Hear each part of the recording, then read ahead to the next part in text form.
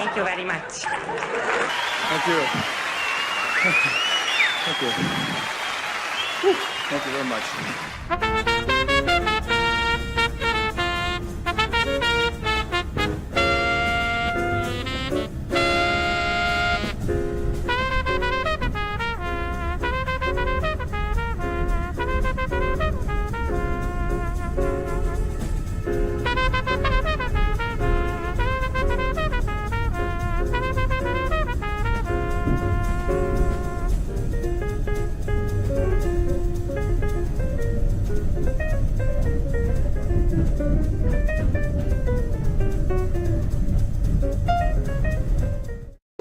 Thank you.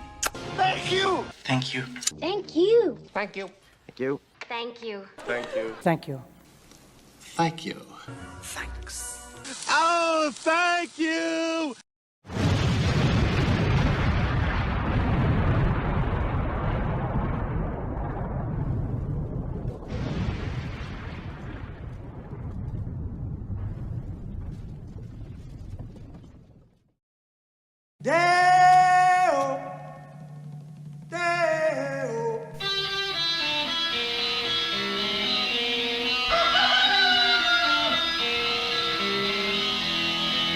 Baby's got a burger and a sugar and that shake is all go down.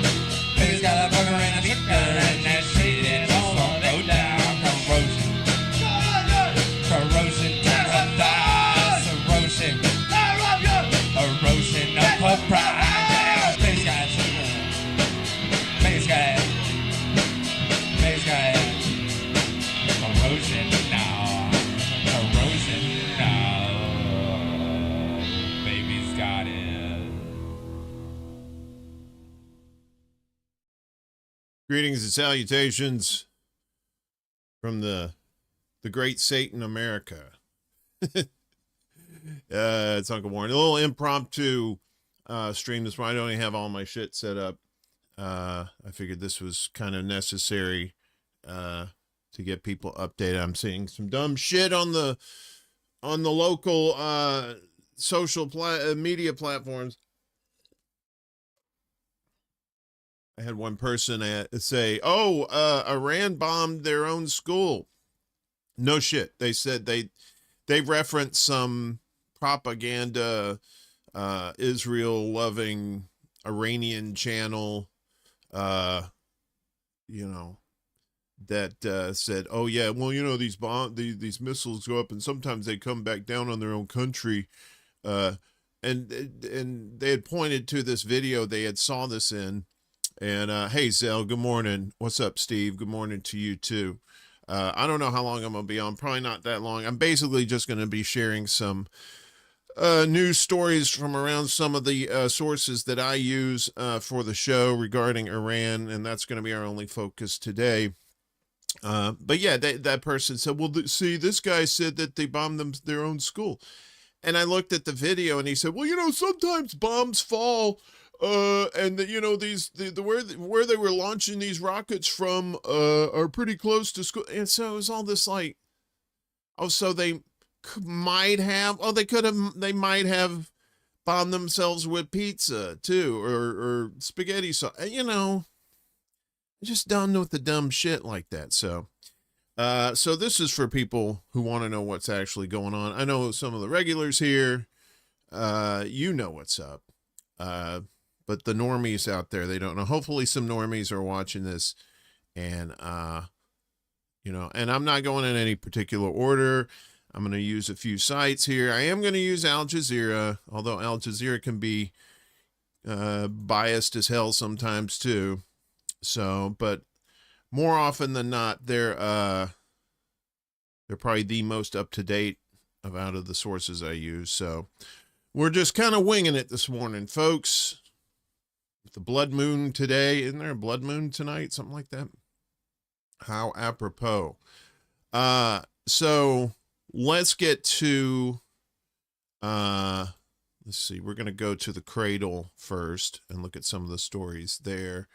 All the links and more are down below. Well, they're not down below here, but if you check out one of my other videos, you'll see all the links to all the stuff we're doing here. Yeah, let me pull this up. All right.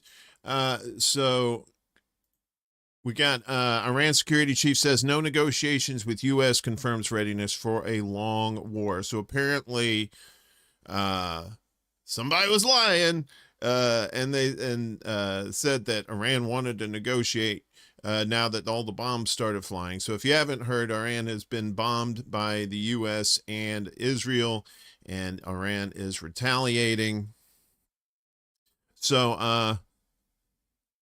the Secretary of Iran's, Khomeini's dead. They killed Khomeini, the supreme leader over there.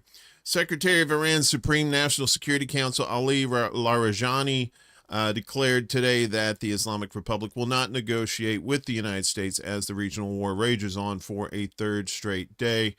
Moose, good morning, or good afternoon, I should say, to you. Game.film, what's up, buddy? Good to see you. Trump's wishful thinking has dragged the whole region into an unnecessary war, and now he is rightly worried about more American casualties. It is indeed very sad that he is sacrificing an American treasure and blood to advance Netanyahu's illegitimate expansionist ambitions, Larijani said in a social media post. The declaration came as a refutation to a Wall Street Journal report. You know, the Wall Street Journal, they love to tell the truth all the time. They never spin anything. Claiming that hours after U.S.-Israeli strikes halted negotiations, Larijani had pushed to resume nuclear talks with Washington through Omani mediators. In a separate post, Larijani said Iran is prepared for a prolonged war, unlike the U.S. This is his statement here on the tweeters. As in the past 300 years, Iran did not start this war, and our brave armed forces have not engaged in any attacks except in defense. We will fiercely defend ourselves and our 6,000 years old civilization, regardless of the cost, and will make the enemy sorry for their miscalculations. Following the killing of Iranian Supreme Leader Ali Khamenei in U.S.-Israeli strikes on Saturday, Larijani emerged as a central figure in Iran's security and military leadership. While Larijani has been managing Iran's retaliation to the attack, he is not part of the three-person interim council established to lead the country until a successor is elected. So Ayatollah Alireza Arafi, former leader of Iran's seminaries and Qam's Friday Imam, has been selected by the Expediency Discernment Council to temporarily execute the duties of Supreme Leader alongside the President and Chief Justice. So that's him right there. The council met for the first time yesterday, shortly after the killing of Khomeini, to ensure government continuity as the country declared a 40-day mourning period. Yeah, full lunar eclipse tonight. Blood moon. We're getting a blood moon tonight. That's not an omen. The Supreme Leader was killed alongside a number of Iran's top military and security leaders, including IRGC Commander-in-Chief Mohammad Pakpour, Defense Minister Aziz Nasirzadeh, I think that's how you say it, and Armed Forces Chief of Staff Abdul Rahim Mousavi, as well as several of Khomeini's family members, his daughter, son-in-law, daughter-in-law, and grandchild. And I read an update this morning, too, that his widow has now perished as well. She succumbed to injuries that she suffered during the attack. The unprovoked U.S.-Israeli attack that began Saturday have so far resulted in the killing of at least 550 people across Iran. Of course, you know about the school bombing. I guess we'll get to that in a second. I think it's up to 105 people, maybe more. Oh no, Moose, you got a cold and a migraine. Ugh, that's a horrible combo. Get you some nice, get you a nice toddy. Take it easy, all right.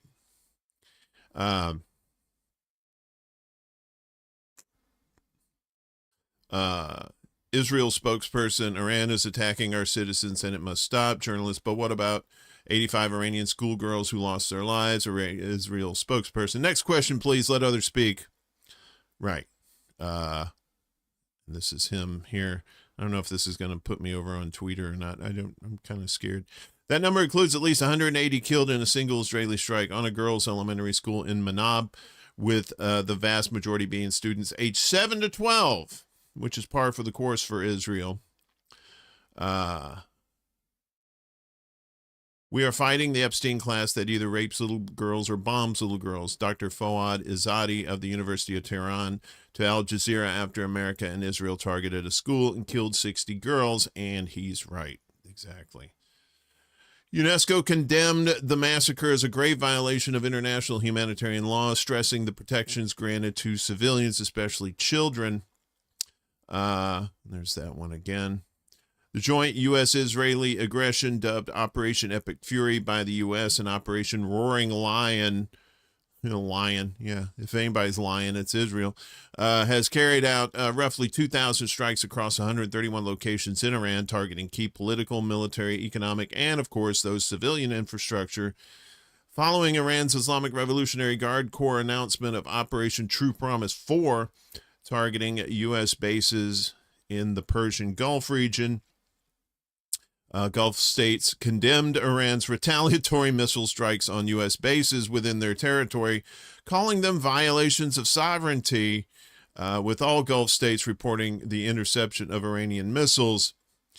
But it's totally fine to have aggressors on your own soil, terrorists, that is. Oman warned the U.S.-Israeli assault had undermined diplomacy just as a nuclear deal was within our reach, urging Washington not to escalate further as Russia denounced the U.S.-Israeli attack as unprovoked.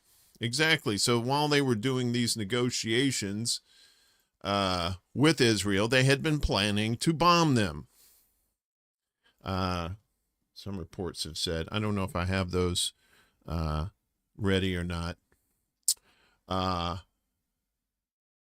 Yeah, Zell, you're on the West Coast, right? So, of course, war and dumb shit like this has consequences. Okay. As Qatar halts liquid natural gas production as unprecedented Iranian strikes hit the Persian Gulf. Uh-oh. Yeah, gas is going up, so you better fill up as soon as you can before those prices spike. Iranian drone strikes targeted major energy assets in Qatar and Saudi Arabia today, triggering a surge in oil prices as Tehran continued to escalate its operations following the start of the U.S.-Israeli war on the Islamic Republic and the assassination of its supreme leader.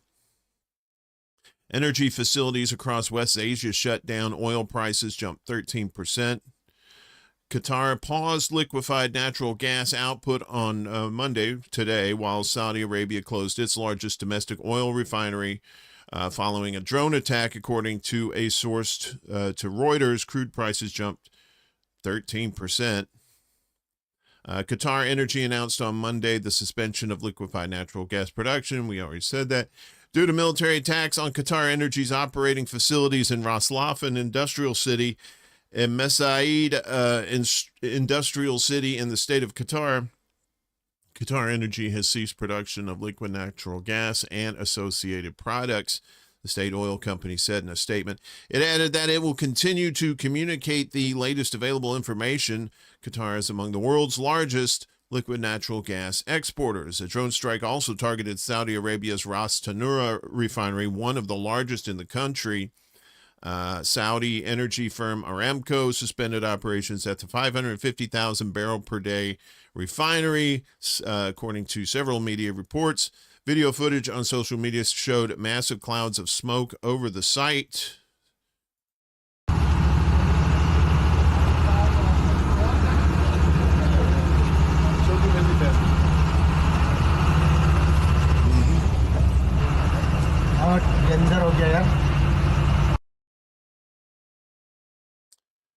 Yeah, it's real, y'all. Saudi state media reported a limited fire caused by debris from the interception of 2 drones targeting the site, adding that the blaze was brought under control. Aramco, which has not yet officially commented, also plays a major role in the global energy supply. Dun, dun, dun. Wonder how involved the CIA and Mossad were in destabilizing Iran. I know. They always got their dirty little mitts in the pie, don't they? Khomeini's young granddaughter, yeah. They're not going to stop. This is not going to be one of those, oh, we'll retaliate just a little bit. I think this is it. And now the UK is threatening to get involved. It's going to get ugly, man. Even Ukraine said, Zelensky, that fucking cokehead, he said, we can lend our expertise. I mean, you're getting your ass kicked. You ain't lending no expertise. If you want your expertise lent on how to lose, yeah, or how to snort a buttload of cocaine or be a Nazi, sure, yeah, I guess that'll help the U.S. and the Israelis there. As a result of the latest strikes, international benchmark Brent crude futures jumped 13% to over $82 a barrel, which is not bad, but that number is going to go way up. This follows recent Iranian attacks on oil tankers near the Strait of Hormuz, through which 20% of the world's energy crosses on a daily basis. And of course, the Strait of Hormuz closed for business, gone fishing. Fuck you. They've already sunk like a few boats trying to break through there. Natural gas prices have surged by 25%. Energy facilities in the Iraqi Kurdistan region have also come under attack over the past 24 hours. Additionally, Israel has shuttered the major Leviathan and Karish gas fields. Oil facilities belonging to regional countries were not and are not among the targets of Iran's attacks. However, all American and Israeli interests in any part of the region are among Iran's legitimate targets and will all be under attack. That's according to an informed Iranian military source who told to the Tasnim news agency. Since the start of the U.S.-Israeli war on Iran and the assassination of Khomeini, Israeli targets and U.S. bases and assets across the region have been under unprecedented strikes. So this is footage reportedly shows the vicinity of Muwafaq Salti Air Base in Jordan, which hosts the largest concentration of U.S. aircraft after it was targeted by Iran.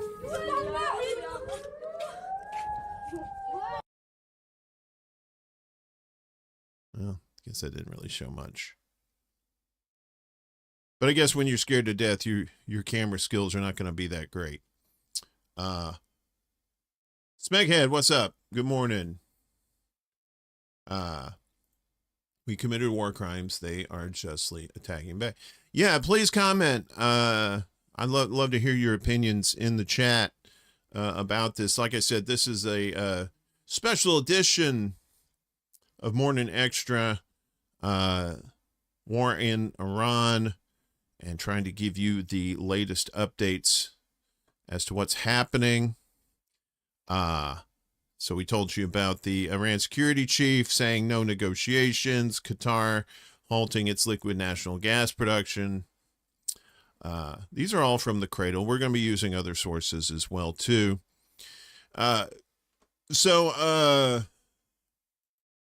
This one, 3 F-15 jets downed in Kuwait as 4th U.S. soldier confirmed dead. Multiple U.S. warplanes crashed into Kuwait early. Should be March 2nd, I think. They say February.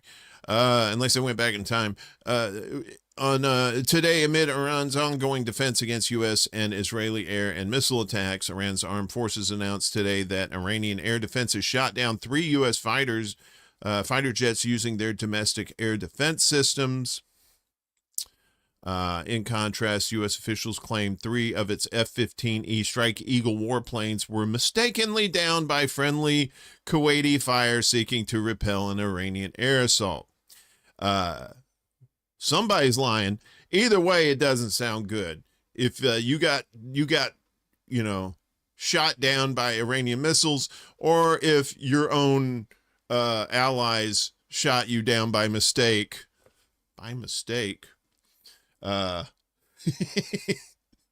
Jesus Christ. It's not funny, but it's yeah. Good morning, Wesley. Exactly. 4 deaths they couldn't hush. No, they can't. All 6 aircrew ejected safely have been safely recovered and are in stable condition, said the clowns at U.S. Central Command. Iran has targeted U.S. bases in all Gulf countries participating in Washington and Tel Aviv's assault launched on the Islamic Republic Saturday. CNN and Al Jazeera published a video of one of the planes crashing in Al Jarrah, a city approximately 32 kilometers west of Kuwait City. The video showed the plane falling into a tailspin as it crashed to the ground around 10 kilometers from the Ali Al Salam air base in Kuwait. So I guess this is it here. Okay, I don't think we have any sound on this. Poof. American ingenuity, y'all. Although it was probably made overseas. Kuwaiti authorities said an investigation was launched to determine the cause of the crash. Iran's military said it had targeted the Ali Al Salam air base as well as U.S. warships in the northern Indian Ocean with 15 cruise missiles. Since Trump ordered the war to begin on Saturday, at least 4 U.S. soldiers have been killed. The 4th service member who was seriously wounded during Iran's initial attacks eventually succumbed to their injuries. CENTCOM, or CUNTCOM as I like to call them, announced. Several others sustained minor shrapnel injuries and concussions and are in the process of being returned to duty. Get back out there. The Israelis want you to die for them. So this is a U.S.-Israeli strike targeted a residential area in Sandbloom, killing at least 5 Iranians, including a 10-year-old child. The attack also hit the governor's office building in the city, the capital of Chanda County in Iran's Ilam province. As we said, at least 555 people in Iran have been killed in the 3 days of the strikes. That's according to the Iranian Red Crescent Society, their version of the Red Cross, in attacks carried out in 130 cities. Yeah, I know, always on Saturday, right? Exactly.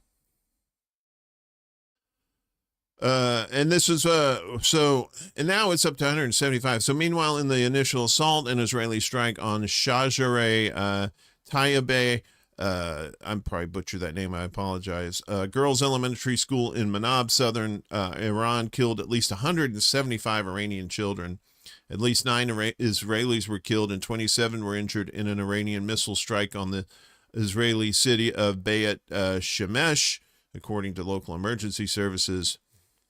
We saw destroyed homes, flames, and smoke rising from residential buildings, wrecked cars, and significant chaos at the scene.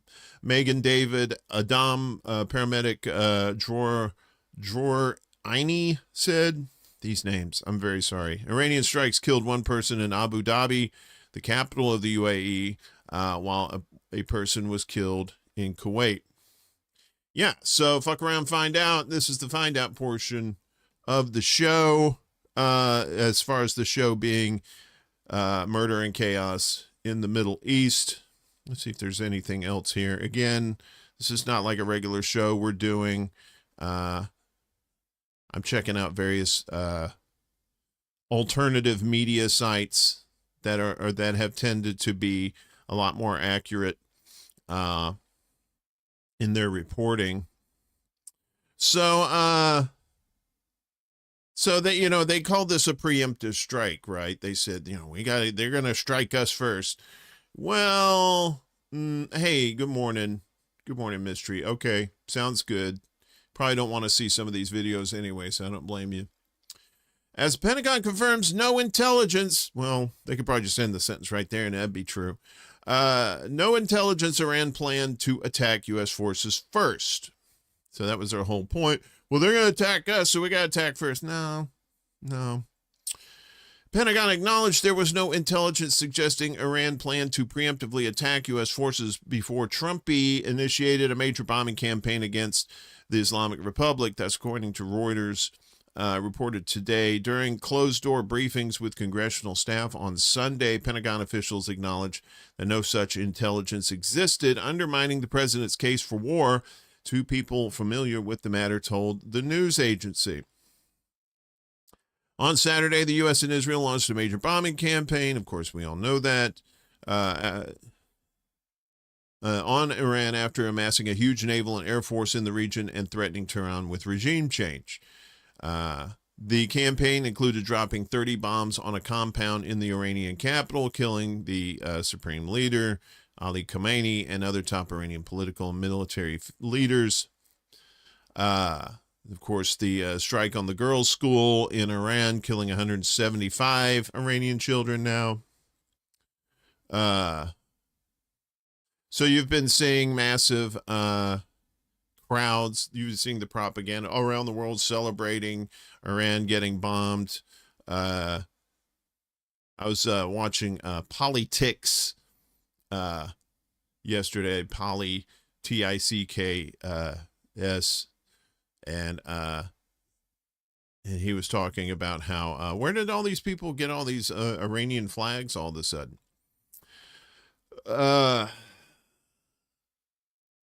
After initiating the unprovoked attack, White House officials claimed that Iran was perhaps preemptively planning, maybe, I think they might be, planning to launch its own attack on U.S. forces in the region, and that the U.S. campaign began in response. Seeing how there was no precedent to any kind of first launch from Iran and all this bullshit that they've had to deal with the U.S. and Israel, this time they're gonna do it. I just know that this is the millionth times the charm. Yeah, we already talked about that. Those liquid natural in Qatar, liquid natural gas, they stopped production because they're getting pelted. In Sunday's briefings, Pentagon officials claimed that Iran's ballistic missiles and allied resistant movements in the region posed an imminent threat to U.S. interests. Well, maybe you shouldn't surround a country with your U.S. interests in the first place, jackass. However, there was no intelligence about Tehran attacking U.S. forces first, Reuters wrote, citing the two news sources.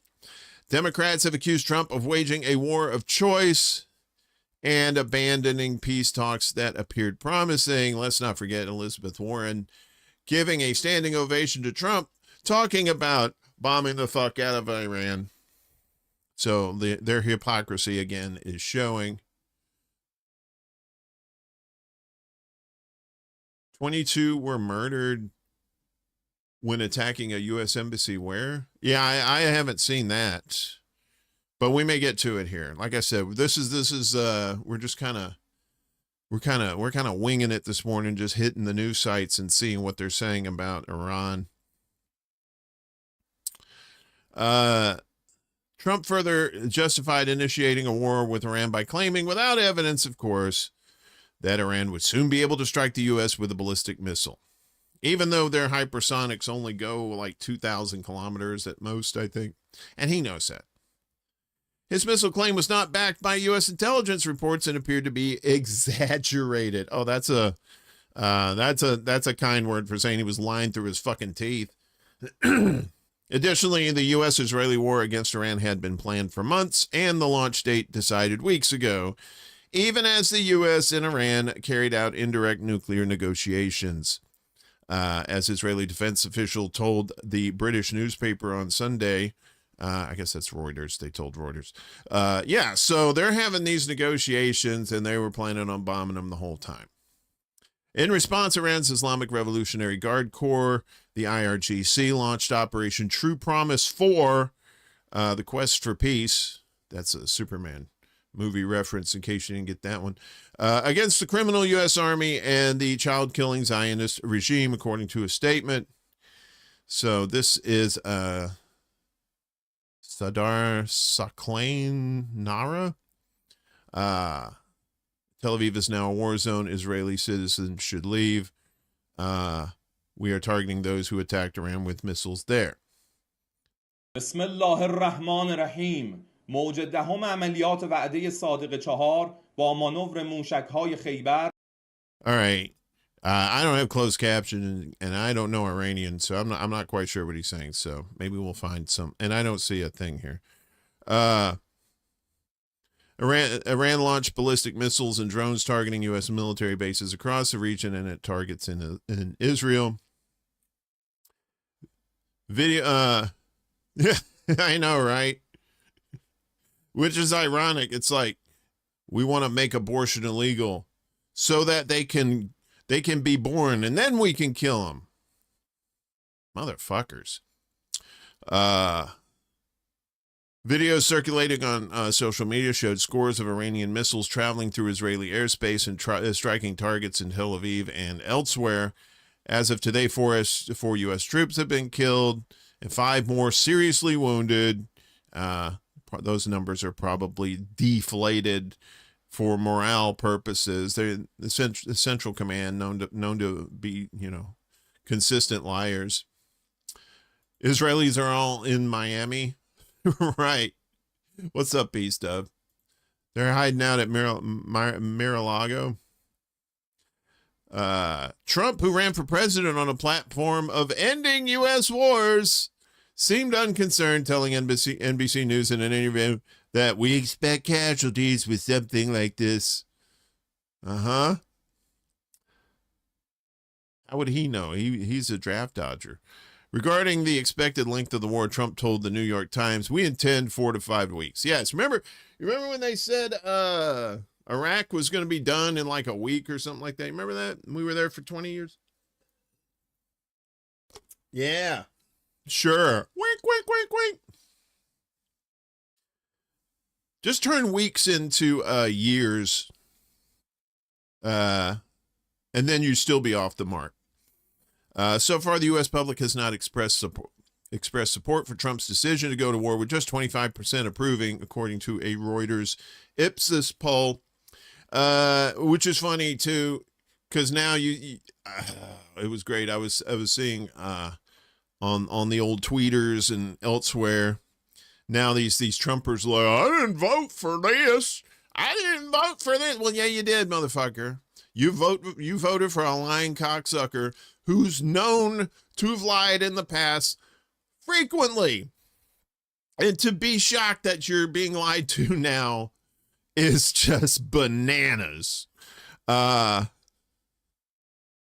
speaking of pussies, the government of Lebanon, don't get it twisted. I'm not talking about Hezbollah. I'm talking about the government of Lebanon here. This is some stuff. Lebanon bans Hezbollah military activities. Those fucking cucks. As Israel bombs them. No, don't do it. Beirut released a statement today effectively declaring a ban on all Hezbollah military and security activities hours after several rockets claimed by the Lebanese resistance group were launched from South Lebanon towards Israel. The Lebanese state declares its absolute rejection without any ambiguity or interpretation of any military or security actions launched from Lebanese territory outside the framework of its legitimate institutions, said Israeli cuck and Lebanese Prime Minister Nawaf Salam after a Council of Ministers meeting today. It affirms that the decision of war and peace rests exclusively in its hands, which necessitates the immediate prohibition of all Hezbollah military and security activities as they are outside the law, and obliges it to hand over its weapons to the Lebanese state and to confine its role to political activity within constitutional and legal frameworks. Israeli dick. I added that last part. Yeah, and they're not going to enforce it either. Yeah, Hezbollah is probably going to say, eat shit, fucker. And this guy knows he can't control Hezbollah. Salam called on all military and security agencies to take immediate measures to implement the above and to prevent any military operations or the launching of rockets or drones from Lebanese territory, and to arrest violators in accordance with applicable laws and regulations. They're not going to fuck you, dude. They'll fuck you over, but they're not going to fuck you. Additionally, he instructed Lebanese troops to immediately begin implementing the decision taken last month to launch Phase 2 of Beirut's Hezbollah disarmament plan north of the Litani River. Yeah, good luck with that. Hezbollah has already been disarmed south of the Litani River in line with the 2024 ceasefire deal. However, it rejects giving up all its weapons across the country because they're not stupid. When you give up your weapons, you're fucked. Hate to tell you, but you're fucked. Last month, Beirut launched the second phase of the confidential disarmament plan, which has been shrouded in uncertainty since it was drafted by the Lebanese army last year. So far, the army has refused to enter into direct confrontation with the resistance group, as Washington and Tel Aviv have repeatedly demanded. Go on, bitch. You better go get them weapons. Go on, bitch. According to local reports, Lebanon has been warned that it will be targeted in its entirety without distinction if it does not take measures to contain the situation. Monday's decision by the Council of Ministers comes hours after Hezbollah claimed responsibility for the launch of 6 rockets from South Lebanon. The group released a statement saying the attack was a response to the assassination of Iranian Supreme Leader Ali Khamenei and to Israel's ceasefire violations in Lebanon as well. Yeah, did the government forget that? This was the first attack carried out by Hezbollah since late 2024.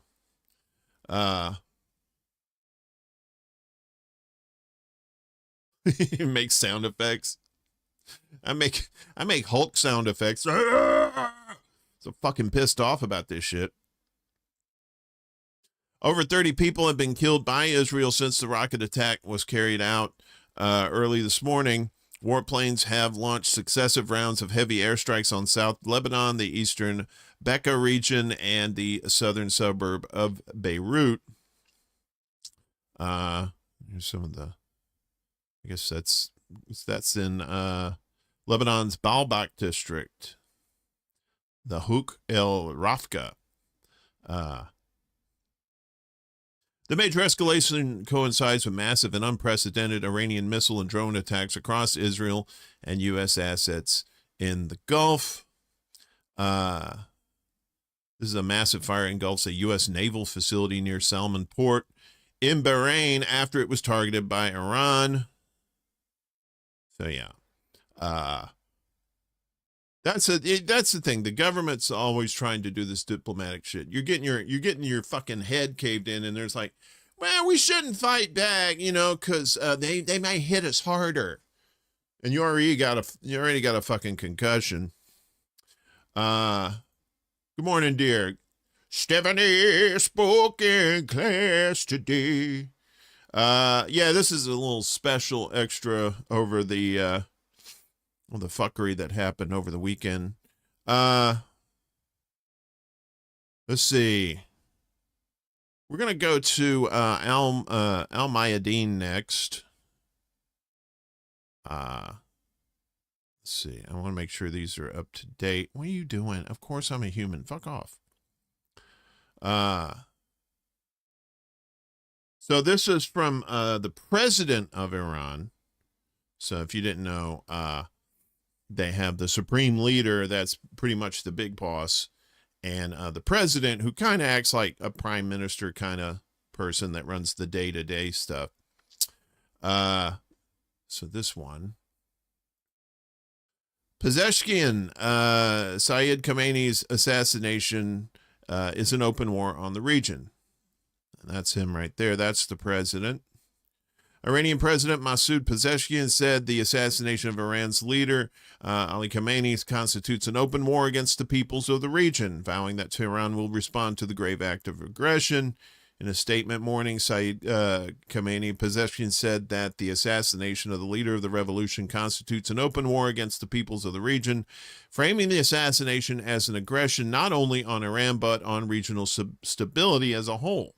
And that's the thing. It's like, I don't know if the United States was stupid and thinking that this was just going to be self-contained to Iran, or maybe they wanted a broader conflict to bring on revelation. We want you back, Jesus. Come on, we're setting the table for you. CBC, what's up? Good morning to you. You really did give up smoking, and this stresses too. I know. That happens every time. Every time I quit smoking. I mean, I've quit for real now for a few years, but it took a bunch. It took a bunch to do it, man. Every time I thought, okay, this is it, something stressful will happen, I'm like, God damn it. He added that Imam Khomeini's steadfastness and resistance to injustice have immortalized his name in the pages of history, emphasizing that Iran remains resolute in its course. The Islamic Republic of Iran considers its legitimate duty and right to avenge the perpetrators and masterminds of this historic crime, Pezeshkian stressed. In a separate statement, Iran's foreign ministry described the assassination of Khomeini by the U.S. and Israel as a cowardly terrorist act and a military aggression against Iran's sovereignty and territorial integrity, calling it a clear violation of international law. The ministry warned that failure to hold Washington and Israel accountable would risk normalizing such actions, leading to the prevalence of injustice and aggression beyond the region. It further cautioned that the assassination represents a frightening shift towards a global order governed by bullying and arrogance. The Epstein class, as they're known as. According to the statement, the renewed military aggression amid ongoing negotiations amounts to a betrayal of diplomacy. Yeah, so you can, and they've already said we're not negotiating anymore. Iran said we're going to finish. You started it, we're going to finish it. Basically, is what they said. The ministry accused those behind the assassination of being among the most corrupt and malicious leaders in the world, with records filled with moral corruption and heinous crimes. Yeah, half of them are in the Epstein files. Concluding its remarks, the foreign ministry said that the banner of justice and the pursuit of freedom will remain raised, asserting that the cowardly assassinations of Iran's leaders will transform him into an eternal and inspiring legend in history. Yeah, he's a martyr now. Good job, Israel. You just made a martyr out of the guy. If anything's going to bring the country together, it's knowing that the white devils are trying to kill them. So Iran erupts into mass mourning. And I think that's pretty self-explanatory. There was a lot of people that came out to mourn him. So, and this is basically older news too. So we'll get some more here in just a second. For those of you just joining us, we're kind of winging it this morning, talking about what's going on in Iran. It's all Iran all the time here on the show. Where the hell? Go here. I'm trying to see if we got any breaking news anyway. So the IRGC announces 12th wave of Operation True Promise. Let's see. Oh, okay. All right. So here's this one. Check this out here. So apparently, allegedly, so saith the shepherd, Iranian drone successfully strikes U.S. embassy compound in Kuwait. The people there are saying, Kuwait a minute. Come on, guys. We didn't do anything. This is a poor joke. I'm sorry. A drone targeted Washington's embassy compound in Kuwait, according to the New York Times, citing two anonymous U.S. officials. Verified footage shows thick plumes of smoke rising from the vicinity of the compound. I guess that's smoke rises after Iranian. So I guess that's it over here in the distance. No close-up pictures because nobody wants to get close to bombs. At the same time, an AFP correspondent reported smoke billowing from the impact site in the embassy today following a fresh wave of Iranian strikes, marking the third consecutive day of operations carried out by Tehran against U.S.-Israeli interests in the region as part of the response to the ongoing aggression in Iran. Thank you, Stephanie, for getting that reference. So saith the shepherd. So saith the flock. And then the guy says, "Get the flock out of here!" Ah! Was that Porky's or Porky's 2? I can't remember. I think it was one. I think it was Porky's too, but I don't know. U.S. Embassy in Kuwait consequently issued a security alert urging the public to avoid the area, warning of the continued threat from missile and drone attacks, and advising American nationals to shelter in place away from windows and possibly and away from bombs. You might want to stay away from those bombs. I'm no scientist, but yeah, you might want to stay away from those bombs too. No, don't do it, man. Don't do it. He's trying to quit smoking. So that's in Kuwait.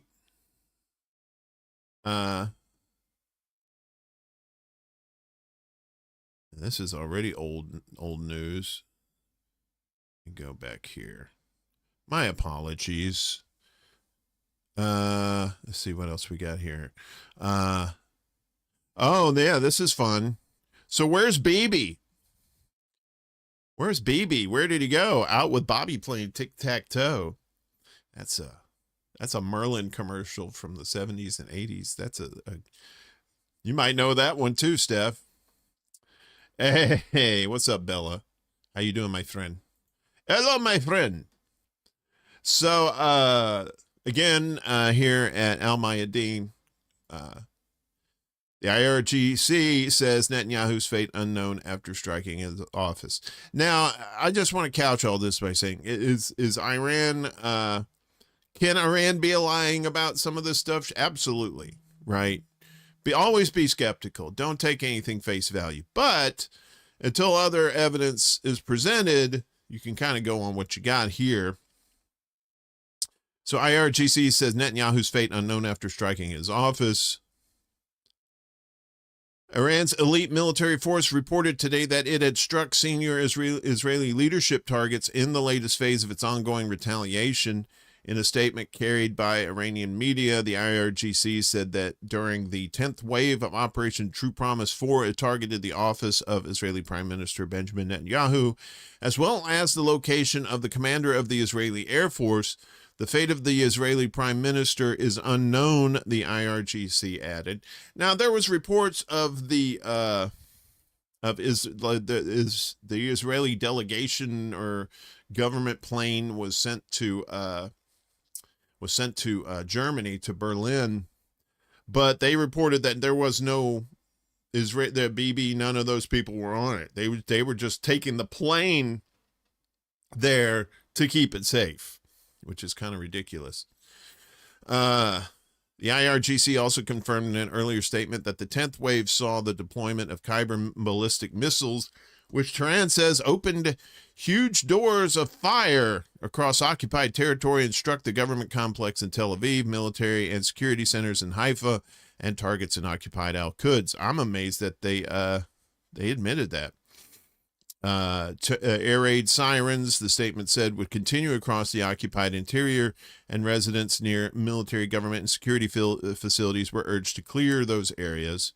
Apparently, a lot of these people are underground, too, in tunnels in Israel, which is kind of funny because remember they said, oh, Hamas has tunnels underneath Gaza. And it's like, no, you're the motherfuckers with the tunnels. The campaign comes in direct response to the unprovoked U.S.-Israeli aggression launched on Saturday. You know that. The joint assault struck several major urban centers, including Tehran, Qom, Tabriz, and Khorramshahr. Netanyahu said at the time that the joint U.S.-Israeli operation against Iran aims to reshape the region's strategic landscape. Greater Israel. Greater Israel. Wait, this just in. They found him. I'm kidding. That's a plastic skull. Don't buy the propaganda. Claiming it sought to eliminate what he termed an existential threat. No, bitch, you're the one with nukes. You're the existential threat. I know, right? More projection than an IMAX theater, that's for sure. That's right. The Jewish tunnels under Brooklyn. That's right. Allegations made by alligators. Not those alligators. So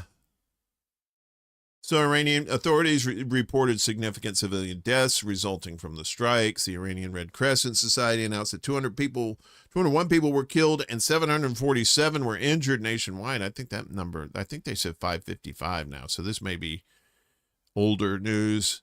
Let's try and get some fresh stuff in here. What else we got?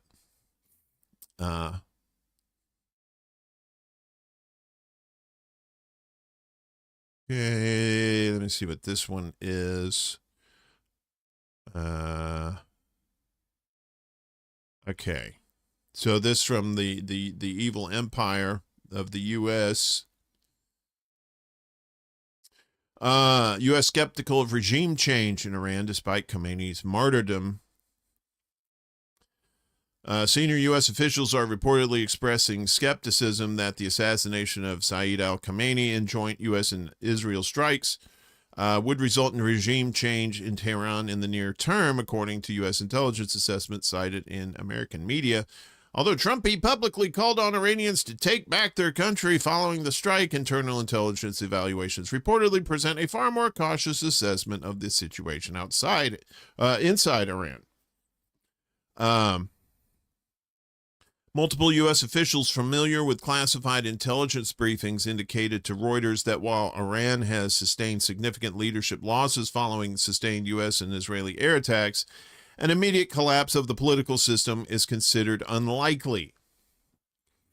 Interesting. So either they told Trump and Bibi this beforehand and they just ignored it, or they didn't know that until now that, oh, guess what? All this bullshit was probably for nothing.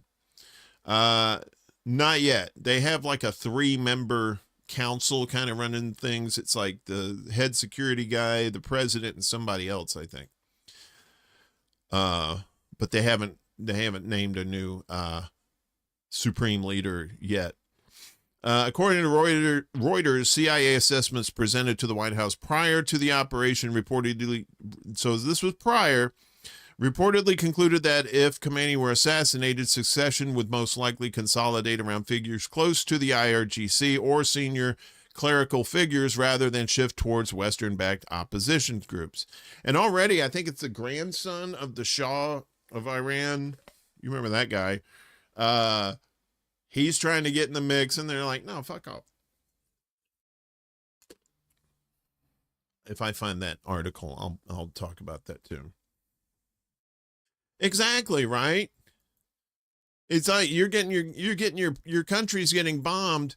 Think if the United States were getting bombed, right? Okay, you don't even have to think about that. Think about 9/11. How all these people got together, right? They couldn't stand Bush. He had a horrible popularity rate. I can't remember the name of the term. Before then. Right, he was fucking up shit left and right. He lost a spy plane to China with people on it. Very embarrassing. The economy was going, tits up. And then 9/11 happened. All of a sudden, he has a 90-something% approval rating. Right? Your country's getting attacked. You tend to set aside the petty shit and focus on the more important stuff. Although in the United States, you never know. It's kind of a crapshoot. We may still worry about, what pundits say and, our favorite TV shows and movies or whatever. According to Reuters, CIA assessments presented to the White House prior to the operation reported. Okay, so we already said that. Moreover, U.S. intelligence agencies reportedly noted that no defections occurred within IRGC ranks during the January protests, which were met with heavy state force. Officials familiar with the assessments indicated that such defections would be a necessary condition for any successful regime change movement. In fact, one U.S. official familiar with the White House deliberations stated that IRGC leadership structures remain deeply entrenched. Reptilians are always in the mix. Yeah.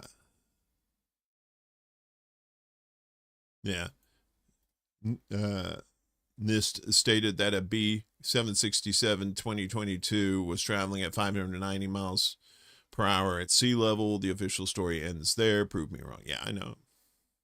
The whole fucking thing's shady. Building 7 alone just makes everything shady. So, U.S. officials have also debated whether his assassination would significantly alter Iran's approach to nuclear negotiations with Washington, whether it would deter Tehran from rebuilding missile and nuclear infrastructure, and whether it would trigger fragmentation within the state apparatus. No unified conclusion was reached. Despite his rhetoric asking people in Iran to stand against their government, Trump stated on Sunday that Washington intends to reopen communication channels with Tehran, indicating that the U.S. officials do not expect the government to collapse as once thought. They're like, oh, you didn't collapse? Oh, okay. Hey, buddy, we was just clowning.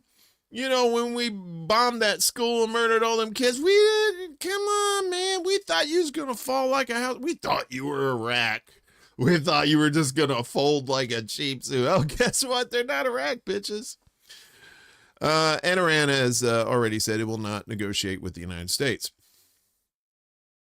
Now, all of those little bases that are surrounding Iran are all just sitting targets. And I was hearing yesterday too, I was watching Marcus's show, The Political Matrix, yesterday, and they were talking about this, how these troops that are at these bases didn't really have anywhere to go. So what they did was they went to their apartments close by the basements, apartments and hotels. So Iran started bombing apartments and along with the bases, they started bombing hotels and apartment buildings. So that's why it seems to me that the number 4, they said only 4 troops have died, American troops. I'm gonna definitely call bullshit on that. Letnick. Yeah, exactly. Don't, but we're cool, right? Yeah, no hurt feelings. In the weeks following January's protests, Trump's special envoy Steve Witkoff reportedly held discussions with exiled opposition figure Reza Pahlavi, the son of Iran's former monarch. Yeah, he's the son of the Shah of Iran. However, recent internal deliberations also suggest, according to Reuters, that senior U.S. officials have grown increasingly doubtful that any opposition figure backed by Washington would be a viable candidate. Former U.S. intelligence official Jonathan Panikoff told Reuters that the success of any uprising would depend on whether Iran's armed forces had defections. In the absence of defections, the government would remain in control. Exactly. In other words, they didn't really think this thing through, right? That Bibi was chomping at the bit. Let's go ahead and attack him, and we could easily take him out. And oopsie sauce. Yeah, exactly. They did the FA. Now they're doing the FO.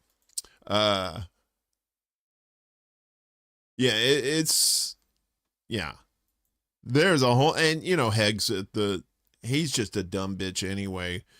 He, thinking, we're gonna, he's all talking tough, big shot, and then getting their asses handed to him. This is not Iraq. This is not, this is not a government that they're going to easily find, yes, they killed their, they killed their supreme leader, but that doesn't mean there isn't other levels that of governing and taking action. I mean, that's the thing. Iran has been preparing for this for years. For years.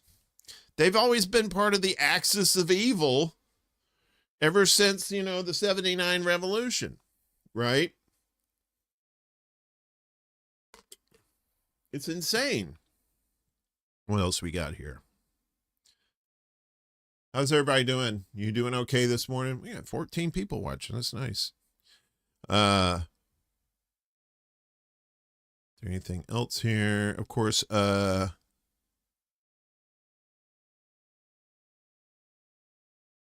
What is this? So, what's this mean for Americans? Well,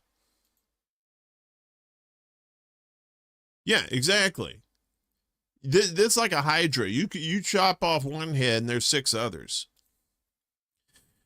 $100 oil clear in present danger as Hormuz tensions rise. So this is the Strait of Hormuz we were talking about. Shut down. They forgot that they have control of the Strait of Hormuz. A surge towards $100 per barrel oil would pose a clear and present danger after regional leaders cautioned Washington about the economic and political fallout of sustained price spikes. Bloomberg warned, citing a research note from RBC Capital Markets. While RBC described the $100 threshold as a risk scenario rather than a base case, the warning is landing as real-world shipping disruptions build in the Gulf. Reuters reported that major oil and gas companies, traders, and tanker operators have suspended shipments via the Strait of Hormuz after vessels received warnings attributed to Iran's IRGC that passage was not allowed. They basically pulled a John Candy and said, "Sorry, folks, park's closed." You know what that is. That's a vacation reference. The RBC note said that while it remains uncertain whether crude will hit triple-digit levels in the near term, the current confrontation is unfolding at a time when there are minimal OPEC shock absorbers. That constraint is now central to market thinking. Reuters reported OPEC Plus is weighing a larger than expected output increase, but analysts say meaningful spare capacity is concentrated mainly in Saudi Arabia and the UAE. Limiting how quickly the group can offset a major disruption. Market anxiety is increasingly centered on the Strait of Hormuz, the narrow waterway linking the Gulf with global markets. The choke point carries a major share of seaborne crude and is also a critical route for liquid natural gas exports from Gulf producers, although Qatar has said, we mentioned this earlier, that they have shut down their LNG production because they're getting their shit handed to them. The International Energy Agency has estimated roughly 20 million barrels a day transit Hormuz in typical conditions, noting that all LNG exports from Qatar and the UAE pass through the strait. Around 20% of global liquid natural gas trade, with no alternative route for those volumes. Again, oopsies, buddy. We're just stupid Americans. We don't know what the fuck we're talking about, stuff and things. Beyond the headline risk of a formal closure, markets are now reacting to operational constraints. Insurers reassessing war risk premiums, ship owners slowing or pausing voyages, or maybe even getting sunk if they're trying to break the blockade, and naval warnings about safe transit. Reuters cited the EU's Aspides mission, describing VHF messages received by vessels. VHF? Was Weird Al there? While the U.S. Navy warned it could not guarantee safe navigation across the wider Gulf corridor. Greece also advised vessels to avoid the region's key waterways. Analysts describe current pricing as a risk premium, a surge driven by fear of escalation rather than confirmed supply losses. Reuters reported that oil rose to around $73 per barrel on fears of widening conflict. That's just initially. And Hormuz disruption, and cited RBC's Halima Croft as warning that regional leaders have told Washington a war on Iran could push prices above $100 a barrel, with other analysts offering similar scenarios if disruption persists. Yeah, I know.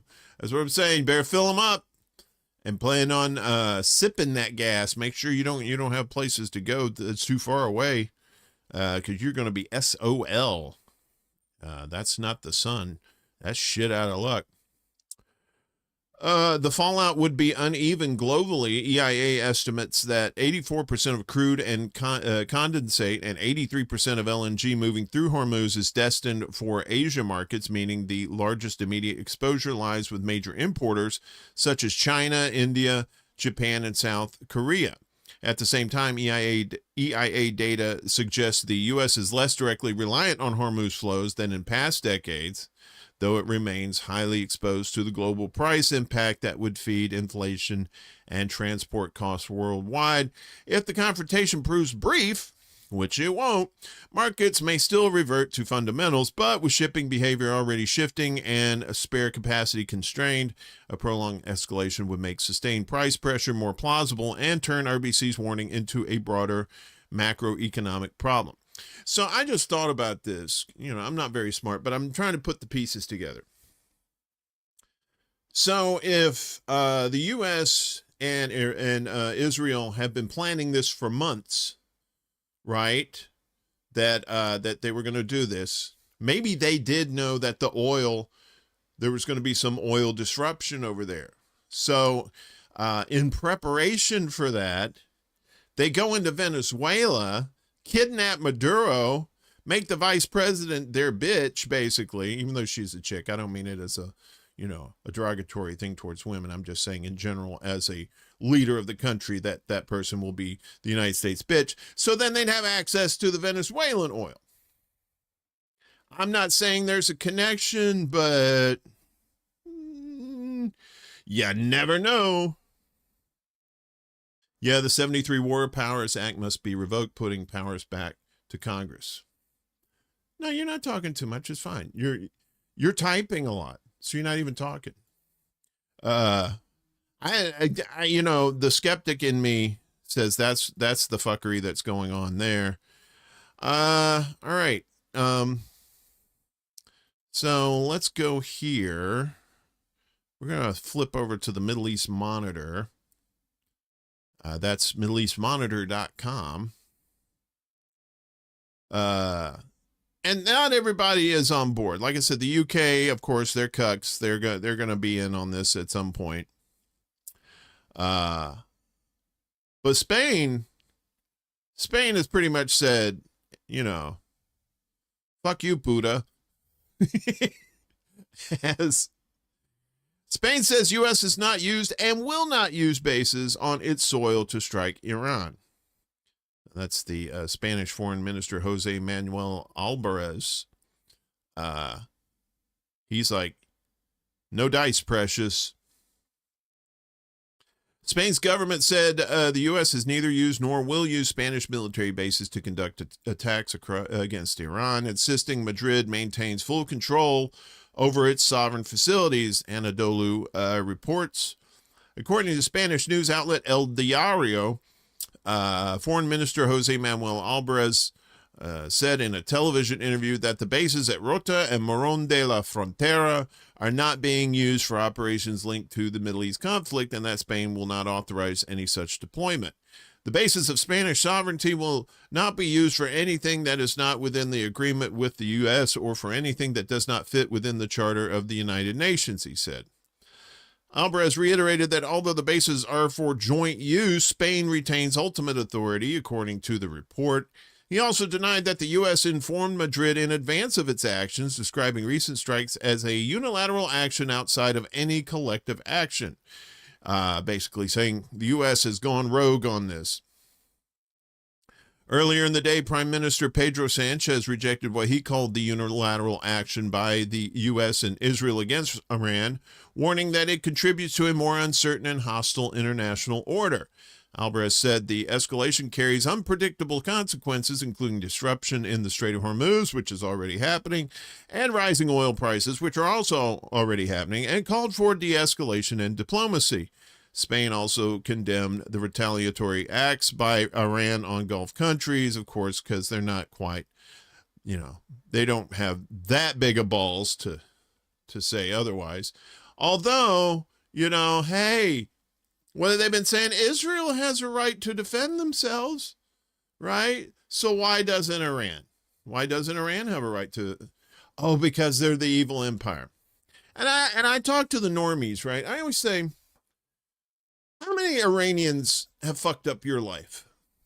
And they said, well, I don't even know any Iranians. Oh, okay. Okay. So these tariffs that they're making prices high, that's Iran's fault? No, that's, no. I said, oh, okay. So fucked up healthcare, these insurance companies that are denying people and they're dying, that's Iran's fault? Well, no, that's not a thing. Then why do you give a fuck about, this bullshit that they're telling you about Iran?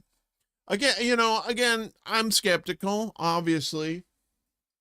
I'm not saying that Iran is 100% pure and innocent in any of this, because I don't know all the facts, right? I don't know what's going on behind the scenes in Iran. All I can talk about is what's happening on the surface, right? And on the surface, I was seeing Iranian diplomats trying to negotiate with the United States in good faith. Meanwhile, the United States and Israel are behind the scenes plotting to bomb the fuck out of them. And even though they were negotiating, I'm pretty sure Iran was like, you Americans, something's going on. Something's going on with you fuckers. So they're always prepared. Yeah, this is what I was talking about earlier, too, about Netanyahu's plane. I don't know what this has to do with anything, but maybe it does. So Netanyahu's plane relocated to Berlin during Iran strikes. No officials were aboard. Nobody's heard from Bibi recently. Israel relocated its official government aircraft to Germany for security reasons over the weekend. Chancellor Friedrich Merz, spokesman, confirmed Monday, Anadolu reports. Stefan Cornelius, speaking at a Berlin press conference, pointed out that no Israeli government officials were on the plane when it arrived at a Berlin airport on Saturday. Ooh, ghost plane. Ooh, ghostesses. The Israeli government asked if they could park this plane here, and we were happy to comply with that request, because we love that Israeli dick in our mouth. Nom, nom, nom, nom, nom, nom, nom, nom, nom. He said, adding that only the flight crew was present when the plane arrived in Berlin. So at least the flight crew's safe for now. The aircraft, known as the Wing of Zion, left Israel on Saturday, sparking speculation on social media that Prime Minister Benjamin Netanyahu might be heading to Germany. Flight tracking data showed the plane departed Israel early Saturday afternoon, circled for hours over the Mediterranean Sea, then flew to Germany and landed in Berlin that evening. The specially equipped Boeing 767, it runs on adrenochrome, serves as the official aircraft for overseas trips by both Israel's president and prime minister. According to Israeli media reports, the plane is fitted with advanced secure communication systems and, again, the blood of children, apparently. So where's Bibi? Where's Bibi? Where did he go? Out with Bobby playing tic-tac-toe. It's another Merlin. Sorry. These old 70s games. Yeah, sure, no officials were on board, right? You think they snuck him over? Probably. He might be in Berlin. If he does like a press conference and he's surrounded by like swastikas and stuff, you'll know where he is. Or he might be in Ukraine if that's the case with the swastikas. I kid, maybe. Just a little, not really. So we told you about the Lebanese prime minister banning Hezbollah's military activities because they're a bunch of pussies. Let's see what else here. Israel orders evacuation of over 50 Lebanese villages ahead of airstrikes. Israeli forces remove worshippers from a mosque in Jerusalem. They bar evening prayers. Iraqi Shia faction claims drone attack on U.S. base at Baghdad. Ooh. Yeah, the Iraqi resistance. Again, not like the government. These are not government affiliated. I could be wrong, but I'm pretty sure they're not. So Iraqi Shia factions claim drones attack on U.S. base at Baghdad airports. Bombs over Baghdad. Remember that song? Bombs over Baghdad. Means something totally different now. An Iraqi Shia faction has said it carried out a drone attack on a U.S. military base in Baghdad at Baghdad International Airport. Saraya al-Awliya al-Dam, damn these names, which operates under the umbrella of the Islamic Resistance in Iraq. We're just going to call them SAAD, sad, because they're sad that they didn't get to kill anybody else. Announced early on Monday they had launched a swarm of drones targeting the Victoria military base at the airport. In a statement issued before dawn, the group said, in fulfillment of our religious duty and in retaliation for the leader of al-Khamenei, and in support of the Islamic Republic of Iran, our fighters carried out an attack today using a fleet of drones targeting the Victoria military base at Baghdad airport. On Sunday night, Saad also claimed responsibility for shelling U.S. positions in the city of Erbil in the Kurdistan region of Iraq. So, yeah, you're going to start seeing these factions around the Middle East that are loyal to Iran start popping up, and it's going to be whack-a-mole. They're not going to be able to. They're not going to be able to stop it, I don't think. Oh, this is. So this is interesting. Like I said, you got to be skeptical, but you know, we got to call balls and strikes too. So Iran's Revolutionary Guard, the IRGC, warns protests will be treated as collaboration with the enemy. I don't know about this, but we'll see. Iran's Islamic Revolutionary Guard Corps has warned that any street protests or actions deemed to disrupt public security will be treated as collaboration with the enemy amid escalating military confrontation and political tension in the country. In a statement published by Iranian media on Sunday, the intelligence arm of the Revolutionary Guard said that hostile actors were allegedly attempting to incite unrest following attacks on military and security facilities. Yeah, I mean, if they're tamping down on agents provocateur, that's one thing. But legitimate protests, I don't know about that. The statement said that given the enemy's treacherous plan to carry out terrorist attacks and incite riots in the streets, any activity undermining security would be considered direct cooperation with hostile forces and would face a firm response from IRGC intelligence units. Hey, what's up, Willie? Good to see you. Remember, the U.S. backed the right-wing Afghan Mujahideen who fought the Soviets in the 80s, which led its way eventually to September 11th. I'm not a tanky, but the U.S. always engages in stupidity. No, you right there. You right there, man. Good to see you, Willie. I'm going to be on Willie's birthday show tomorrow night. Just a little side note. So that's going to be fun. I'm telling you, Willie, drunk karaoke. I know you won't do it, but I can still hope. A boy can still dream, can he? The warning comes after Trump publicly called on Iranians to take control of their government following the conclusion of a military campaign launched jointly by the U.S. and Israel. The forces carried out strikes on Tehran, aiming to establish control over the capital's airspace. The Israeli military claimed its Air Force conducted operations throughout the day to open what it described as a path to Tehran, asserting that most Iranian air defense systems in western and central regions had been destroyed. That's from the Israelis, who never lied to you. According to a statement released by CENTCOM, or CUNTCOM, American and allied forces are targeting sites linked to Iran's security infrastructure, prioritizing locations considered to pose an imminent threat. The developments mark a sharp escalation in regional tensions as Iranian authorities tighten internal security measures while military operations and political rhetoric continue to intensify. So yeah, that is the tightrope that they'll be walking in Iran, right? Because in situations like this, you're always going to have agents provocateur, people posing as Iranians protesting, but really just starting more trouble. But like we reported earlier, you would need, and this is from the U.S. intelligence community themselves, they said you would need a breakdown in the Iranian military structure for any sort of toppling of the government. And right now, they're not seeing that at all. In fact, they tried to warn Trump and Bibi, I believe, beforehand that, look, you better take them all out, because they have this very layered structure of leadership. So even if the supreme leader goes out, they have contingencies for that, right? But, you know, the West being cowboys and bullshit artists, they're gonna do that shit. Maybe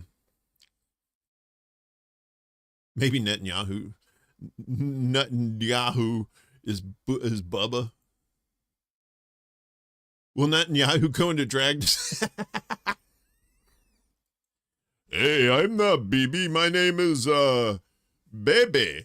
I'm a dancer. Let me dance for you. I'm your private dancer. A dancer for money and any old music. Cuck Watch. Let's look at Cuck Watch here. This is from Memo, Middle East Monitor. Again. And as Jim Neighbor says, surprise, surprise, surprise. No surprise. European powers back U.S. stance on Iran as France deploys aircraft carrier. What is it, made out of cheese? Britain, France, and Germany have announced coordinated cooperation with the U.S. and its allies regarding the escalating confrontation with Iran, signaling a widening international involvement in the crisis. In a joint statement issued Sunday evening, the three European powers, Mo, Larry, and Curly, said they had agreed to work alongside Washington and partner states and were examining defense measures aimed at neutralizing Iran's missile capabilities, which they have failed to do. The announcement came as France confirmed the deployment of its aircraft carrier, the Charles de Gaulle, to the Middle East as part of broader regional military preparations, which is just going to be more target practice for Iran because they can't stop those missiles. French officials described the move as a precautionary step intended to reinforce operational readiness and growing instability. Well, who started the growing instability, fuckheads? Meanwhile, foreign ministers of the Gulf Cooperation Council, that's the GCC, concluded an emergency meeting by declaring that member states reserve the right to respond to any Iranian attacks in accordance with the UN Charter. Even though they're not technically, well, I guess they're technically inside their country's borders. They're just going after the U.S. bases. They're not going after other targets. Although I think they did. I think they did in Dubai. I think they took out some stuff in Dubai, so... All right. The developments reflect mounting regional and international tension with military deployments and diplomatic coordination intensifying as concerns grow over a wider confrontation involving Iran and Western allies. Yes, indeedly do. Welcome back, Steve. Thanks. The poor rendition of Private Dancer by BB. I'm your private. He's sitting there with his pants. He's standing there with his pants around his ankles with a sign that says, "We'll suck dick for cash." I'm your private dancer. A dancer for shekels. Let's see if we got anything else over here. So we told you about Hezbollah formally enters conflict, fires rockets at Mishmar military site near Haifa. And then, of course, they responded. Let me just see if there's any updates so far. No, let's go here. Dozens killed as indiscriminate. Israeli strikes rock Lebanon. Okay. How's everybody doing? Everything good? Orange Whip? France U.S. Ambassador Charles Kushner. Guess who his son is? You know who his son is. It's Jared. Little baby Jared.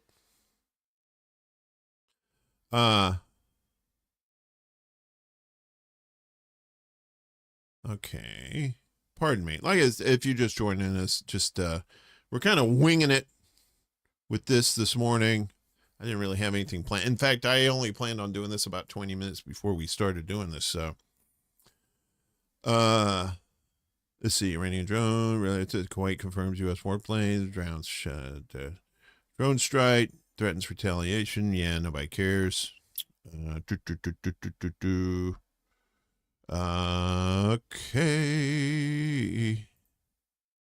Let's go to Middle East, North Africa. That'll probably do.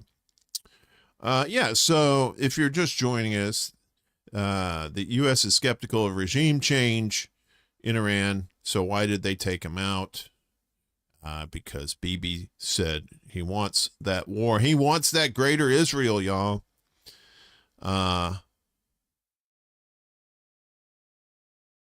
Is this new?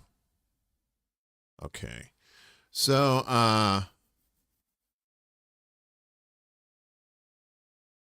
okay. All right. This might be good. We can read this one. Let me get it up here for you.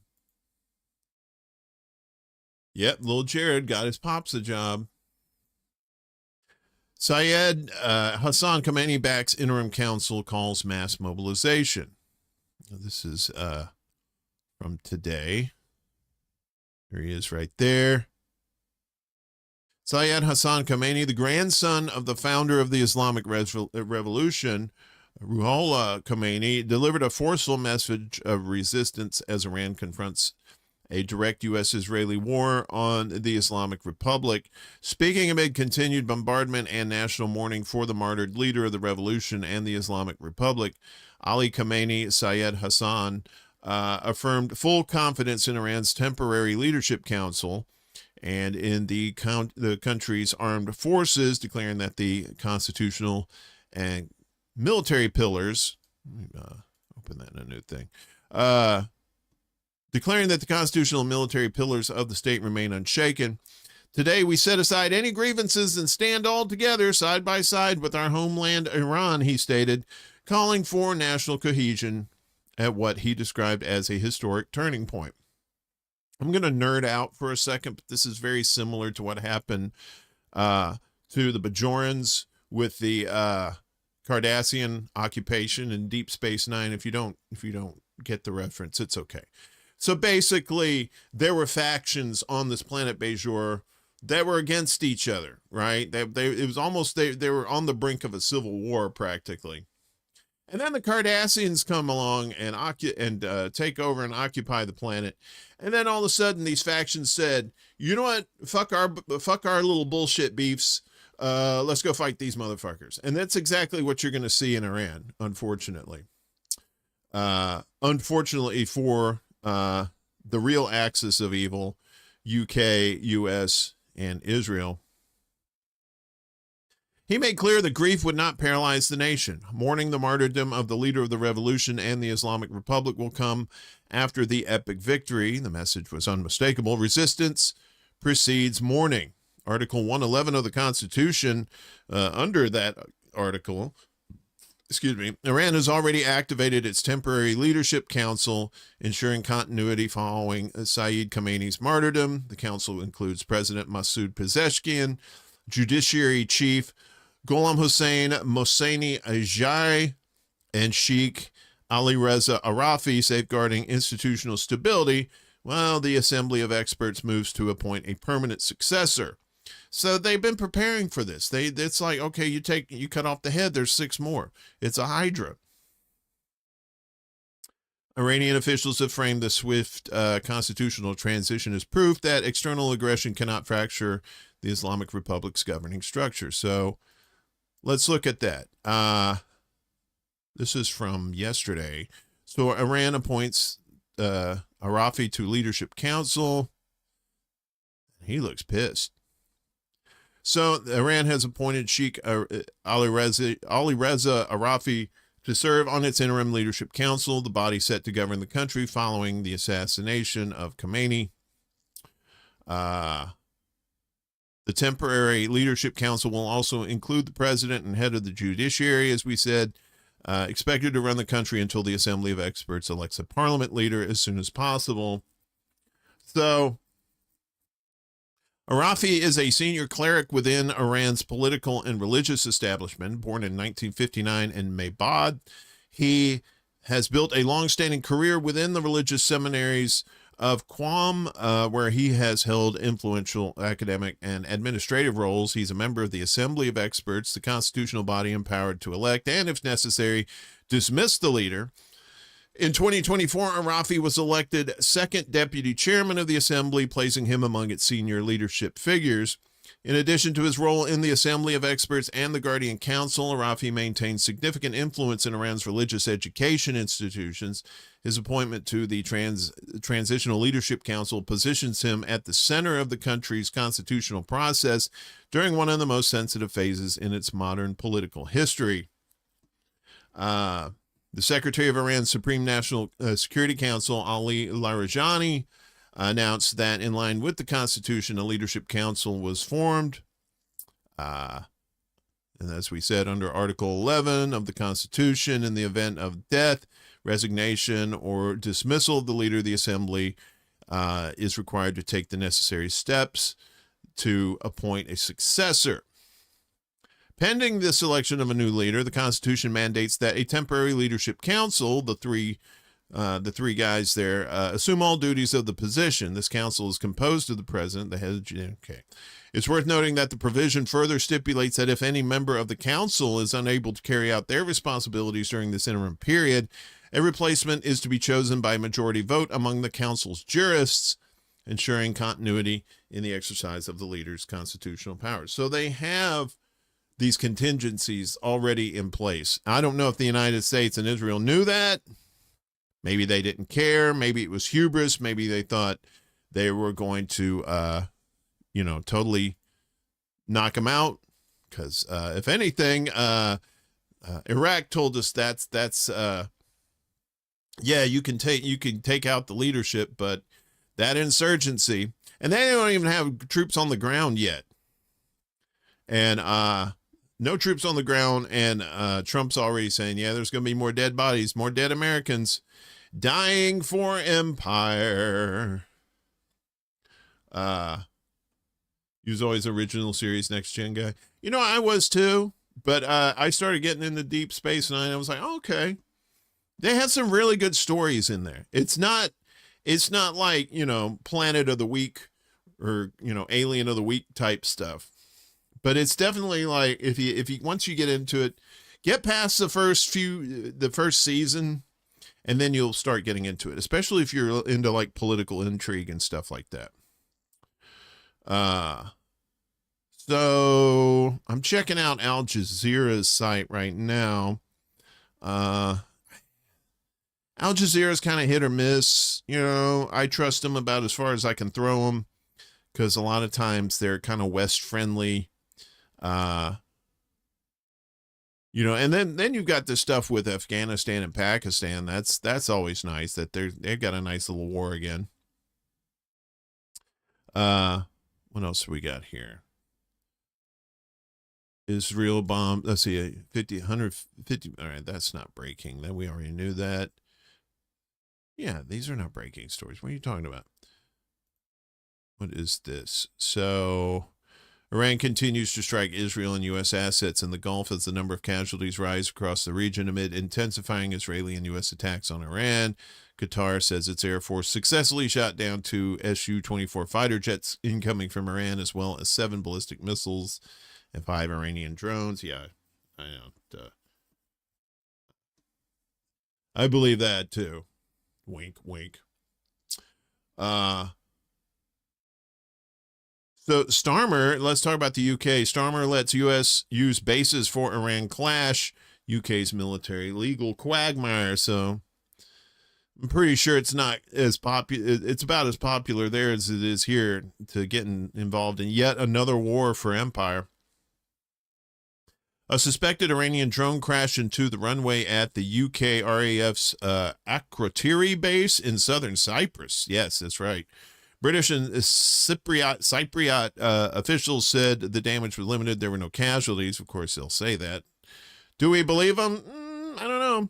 Hours later, 2 drones headed for the base were dealt with in a timely manner, according to the Cypriot government. It just sounds so weird. It's calling them Cypriots. Whatever. But the drone attack has raised legal questions about the UK's role in the regional conflict. As many legal experts argued, the U.S. had violated international law following its strikes on Iran. I don't think Trump has yet made the legal case for attacking Iran, and international law makes no discrimination between a nation carrying out the act of war and a nation supporting that act of war, so you're both equally complicit. Who said that? I guess that's the government said that. Or here's the full article here. Wait, they got one more update. What's this? We got another update? Yeah, so I think the UK should probably drink a big old glass of shut the fuck up, because they have no idea what they're getting themselves into. Let me see. Oh, this is the whole article here. Okay. Is this new? How new is this? Okay. I don't know if we'll read the whole thing, but we'll get into it. Will you get the fuck out of here? Not you. You're nice people. You can stay. You can't dance in Qataris. Starmer, let's see. Okay, so this Starmer says UK involvement in U.S. strikes on Iran is defensive. Yeah, right. Signal he was prepared to support the industry of Iran. So Starmer, being the douchebag he is, signaled Sunday that the UK was prepared to support the U.S. in its confrontation with Iran, raising the prospect that it could be drawn deeper into a war it did not choose by its closest allies. The coalition of the willing, remember that? Bush? We got 22 countries who won't go in it. We got this one little country out in the middle of the ocean. We got penguins over there on Antarctica that said they gonna fight. In a joint statement with the leaders of France and Germany, Starmer said the European group was ready to take proportionate defensive action to destroy threats at their source. Defensive action. You guys, your buddies started it, you fuckhead.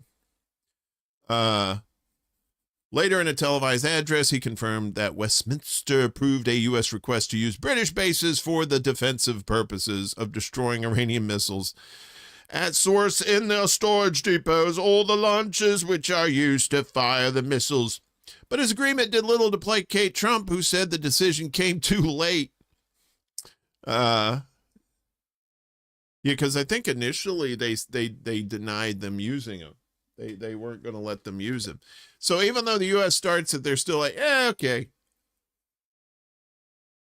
You're our pals. We'll do it. UK-based military analyst Sean Bell cautioned against reading too much into the Akrotiri incident. I understand the projectile that hit Cyprus was not armed. It hit a hangar with no casualties and appears to have been fired from Lebanon, he said, citing sources. Al Jazeera, that's this outfit here, was not able to independently verify the claim. They never can because they never provide any proof. Where's proof? Proof? Who wants proof? Why have proof when you have propaganda? The broader context, he argued, is more consequential. The U.S. has taken the action and everybody else is having to deal with the fallout, he said. That reminds me of that video game where they're playing World of Warcraft and they're all sitting there and they're planning and stuff like that. You know, and just, okay, you're going to do this. You're going to hit this flank. You're going to do this. And the one guy says, fuck it. He runs into the big crowd of monsters. He goes, Leroy Jenkins. That's the U.S. and Israel. They're Leroy Jenkins and they're like, damn it, Leroy. Now they got to go in and help him. If you haven't seen that video, you should check it out on YouTube. Just search for Leroy Jenkins, Jenkins. It's some fun stuff. Iran's military strength lies in its extensive ballistic missile program, he said, adding that while some have the range to threaten the UK, they do not extend far enough to strike the US. And they knew this. They knew that Iran was not a threat to the United States, yet they attacked them anyway. Yeah, spooky action at a distance. I don't think Trump has yet made the legal case for attacking Iran. I think we already read that on the other thing. Internet, yeah, okay. Bell said that Washington likely reframed the issue, communicating to London that whatever triggered the escalation, U.S. forces were now effectively defending British personnel in the region.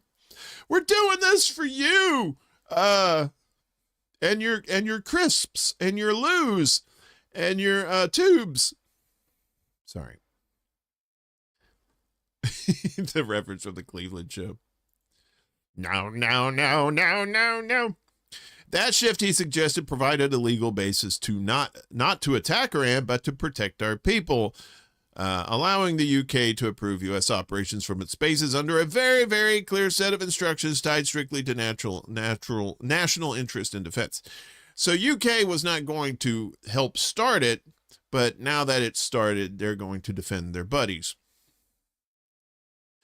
However, concerns of complicity had reportedly shaped earlier decisions, according to Tim Ripley, editor of the Defense Eye news service, who said the British government initially concluded that U.S. and Israeli strikes on Iran did not meet the legal definition of self-defense under the UN Charter.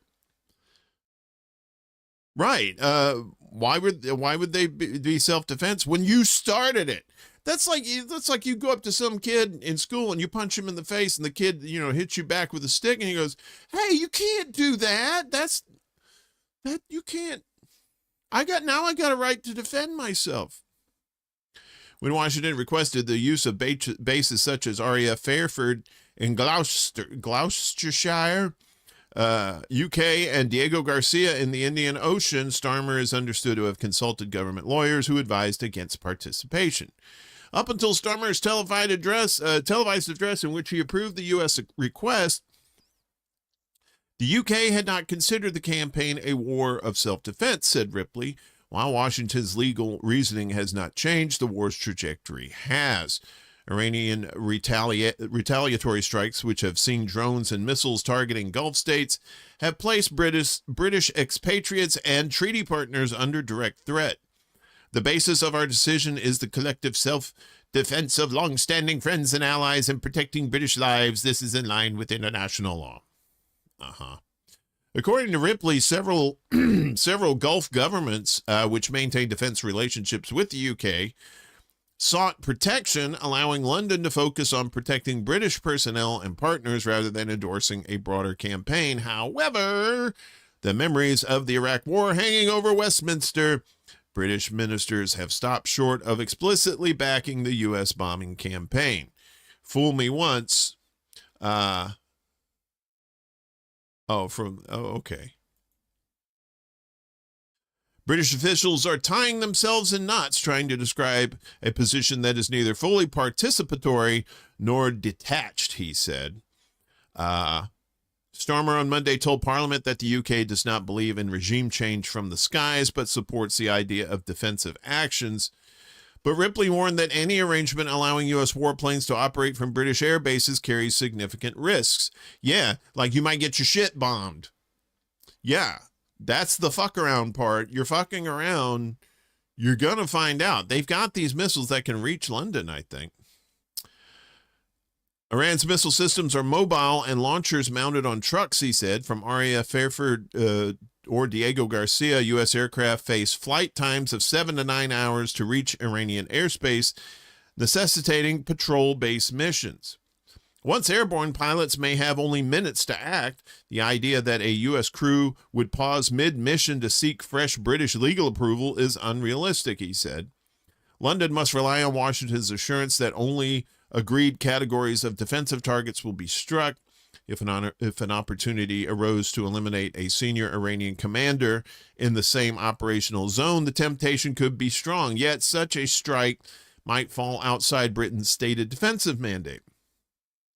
The aircraft would have departed from British soil, and any escalation could implicate the UK, Ripley said. Bell highlighted another weakness. Britain has no domestic ballistic missile defense system. They don't have an Iron Dome. They don't even have a papier-mâché dome. I mean, they used to getting their shit blown up during World War II, but this is something totally different. These ain't planes overhead, bombing during the Blitz or whatever they call it. This is like missiles coming from 2,000 kilometers away. If a ballistic missile were fired at London, he said, we would not be able to shoot it down. So don't get involved, right? If you can't defend yourself, maybe don't partner with these fuckers. And they'll probably put some, like, what are those, like those, because like, oh, what were they talking about? Those, I can't remember what they're called, but they're defense missiles. They took a lot of them out of the Gulf region countries and sent them to Israel. And they're like, well, wait a minute. Why can't we? And you think they're going to give UK like a couple of those? And even then it's not going to help. Intercepting such weapons after launch is notoriously difficult, reinforcing the argument that the only reliable defense is to strike before launch. Well, they did that and it didn't work. The UK therefore occupies a gray zone, legally cautious, operationally exposed, and strategically dependent on U.S. decisions it does not fully control. Yeah, I know, right? Well, we can't defend ourselves from these missiles, but we're going to fuck around anyway. Oh, Godfrey. Beyond the legal and military dilemma, Starmer must also contend with a skeptical public. A YouGov poll conducted on February 20th found that 58% of Britons oppose allowing the U.S. to launch airstrikes on Iran from UK bases, including 38% who strongly oppose. Just 21% support such a move, underscoring limited domestic backing for deeper involvements.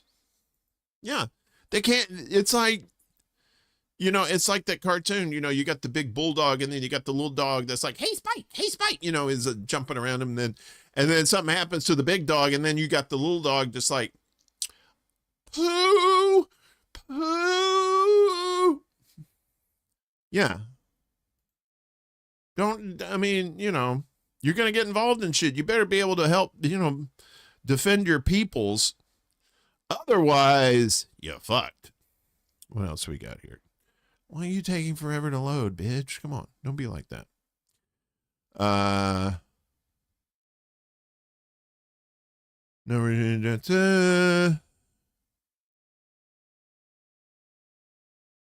So they're continuing to why are you taking so long? They're continuing to bomb Beirut as well.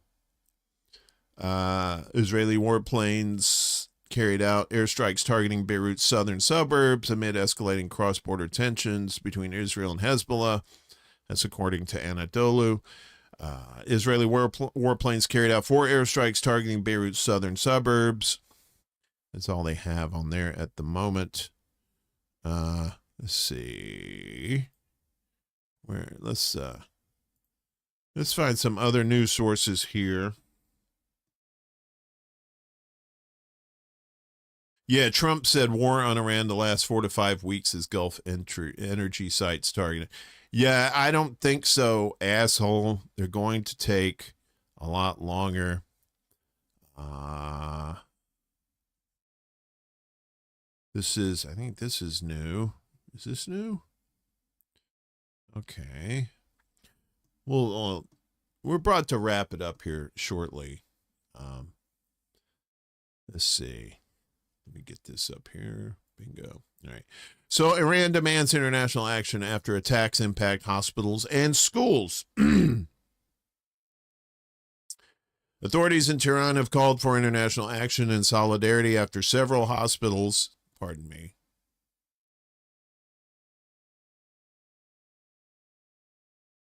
Yeah, got the gooeys. After several hospitals and schools were impacted by U.S. and Israeli airstrikes on the country as Iran continues to fire missiles and drones across the region. Iranian Ministry of Foreign Affairs spokesman Ismail Baghai said on Monday that the two countries continue to indiscriminately strike residential areas, sparing neither hospitals, schools, Red Crescent facilities, nor cultural monuments, otherwise known as Monday. They're always targeting hospitals and schools. I mean, see Gaza. These actions constitute the deliberate commission of the most heinous crimes of international concern. Indifference to this ongoing and extreme injustice will only further darken the future of humanity by jeopardizing the shared values upon which our global community stands. Which those shared values are pretty shaky at the moment. Pir Hossein Kolivan, the head of the Iranian Red Crescent Society, wrote a letter publicized late on Sunday to the president of the International Committee of the Red Cross, demanding an explicit condemnation of attacks impacting children and educational and medical centers. He also said monitoring and support mechanism outlined in the Geneva Conventions must be invoked, adding that the ICRC must adopt immediate measures to stop similar incidents from taking place as the war rages. The Red Crescent Society of the Islamic Republic of Iran, as a member of the Global Red Cross and Red Crescent movement, declares its full commitment to the fundamentals of humanity, impartiality, and independence, emphasizing that damaged centers had no military applications, Kolivan wrote. ICRC President Mirjana Spoljaric said in a statement at the start of the war on Saturday that rules of war must be upheld as an obligation, not a choice. Civilian infrastructure such as hospitals, homes, and schools must be spared from attack. Medical personnel and first responders must be allowed to carry out their work safely, she said. I know Pete Hegseth made some mention about like the bombing of the school there in Iran. He said it was basically, and I'm very much paraphrasing this, but he basically said, fuck the rules. We're going to do what we want.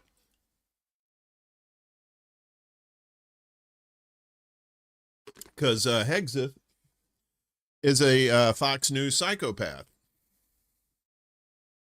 Yeah. I mean, in that area anyway. And if we don't watch out, maybe here in America too, or in North America. I think, Smeg, you're up there in Canada. Pretty soon hospitals are going to have to be underground or armored. Yeah, I wouldn't be surprised.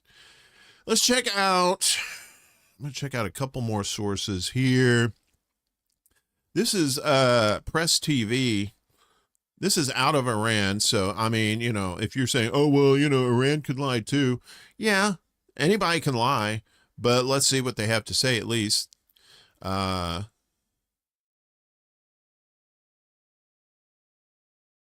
think they're on their 12th wave. I think Iran is on the 12th wave of their attacks let's see what this is. This was updated. Okay, March. Okay.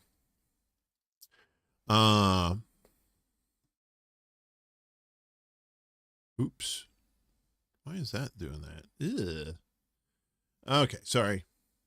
I'm usually more prepared, but not today. So, IRGC targets U.S. intelligence centers, military depots in 11th wave of attacks. So this was updated today at 5:52 p.m. local time there in Iran, I believe. Iranian armed forces have started a new wave of extensive drone and missile attacks on targets in the Israeli-occupied territories and U.S. assets in regional countries. A late Monday statement from the Islamic Revolutionary Guard Corps, the IRGC, said that the 11th wave of offensive attacks under Operation True Promise 4 had been launched by the naval and aerospace units of the elite force. The statement said the extensive and high-density operation had targeted American intelligence centers and military support warehouses in the Persian Gulf region, the Israeli communications industries complex in the occupied city of Beersheba, as well as 20 locations in the occupied regions of Tel Aviv, West Al-Quds, and Galilee. It said the brave sons of Iran's armed forces had used more than 700 drones and hundreds of missiles to hit 60 strategic targets and 500 military locations linked to the U.S. and the Israeli regime since the start of the U.S.-Israeli aggression on Iran on Saturday. I'm not quite sure where this is. Is this Israel? This might be. I don't know. I think it is. Yeah, because I see an Israeli patch here. So this is Israel. I know Gaza's like, oh Oh, and how you like how your buildings turned to rubble, you fuckers. The statement said the number of missiles and drones and the success rate of the attacks had far outpaced records seen during the 12-day war with Israel and the U.S. in June of last year. The IRGC said recent brutal and terrorist attacks on Iran that targeted citizens in hospitals, schools, and offices of the National Media Service had further strengthened their resolve and determination to pursue an all-out war against the enemies. The IRGC has been carrying out retaliatory attacks on U.S. military assets across the region and on targets in the Israeli-occupied territory since Saturday, when the U.S. and Israel decided to fuck around, and now they're finding out. I know, and then they killed Khamenei. There's one here. About the USS Abraham Lincoln. Right, and what I would love to see is independent journalists on the ground in Israel and Iran, and unfortunately, and at these U.S. military bases too, but unfortunately, at least not right now, we don't seem to have any of that. So when I'm giving you this information, I'm telling you the source. You could take it at face value, you could take it with a grain of salt, or you could believe it or not. I'm just providing the information that they're giving us here. Right. And I've used these sources before for other news stories, and they don't seem to have wavered in honesty when it came to that sort of thing. But then again, they were backed up by independent sources. So again, you know, we're not cheerleading Iran here, and we're definitely not, you know, we want to cut through the propaganda as much as possible. So take these for what you will. If you're like, well, I don't believe that shit, well, then okay. That's your right to do that. So the IRGC said it targeted the U.S. aircraft carrier USS Abraham Lincoln with 4 ballistic missiles. Of course, CENTCOM denies that. In its 7th statement on Operation True Promise 4, which was launched immediately after the Israeli-American aggression, on Saturday, the IRGC's Public Relations Office announced on Sunday that the attack was carried out as part of ongoing operations against American and Israeli enemy targets. According to the statement, the U.S. aircraft carrier USS Abraham Lincoln was targeted by 4 ballistic missiles successfully. The IRGC added that the Iranian armed forces have entered a new phase of operations and warned that both land and sea would become a graveyard for the aggressors. Further information about the operation will be released later, the statement said. That's it right there. The Abraham Lincoln. God, it'd be the second time Abraham Lincoln got assassinated, right? Ooh. Right, yeah, exactly. So we're giving you both sides. CENTCOM has said that it's bullshit, that they're lying. But then again, CENTCOM lies like a rug too. So, but you know, I'm giving you this information. You take it as you will. The aircraft carrier, which has been deployed as part of a massive U.S. military buildup in the region, was targeted on the 2nd day of a joint U.S.-Israeli war aggression against Iran. The Iranian armed forces began to swiftly retaliate against the aggression by launching barrages of missiles and drone attacks on the Israeli-occupied territories, as well as on U.S. bases across the region. Iran had previously warned the Persian Gulf countries not to allow their soil to be used in any act of aggression against the country. According to Iran's Red Crescent Society, more than 200 people have been killed in the enemy strikes so far, including more than 100 children who were killed in an attack on an elementary school. And of course, that's up to like 175 now, I think. So, yeah, in theater. Right, exactly. You know what's up. Kill your egregores. What's going on? I know, good times, right? World War III is happening, baby. All these people are getting involved too. You know what? Just if I was world leaders, I don't care if I'm aligned with the United States or not. I'd be like, I don't want none of this. No mas. No, thank you. All right.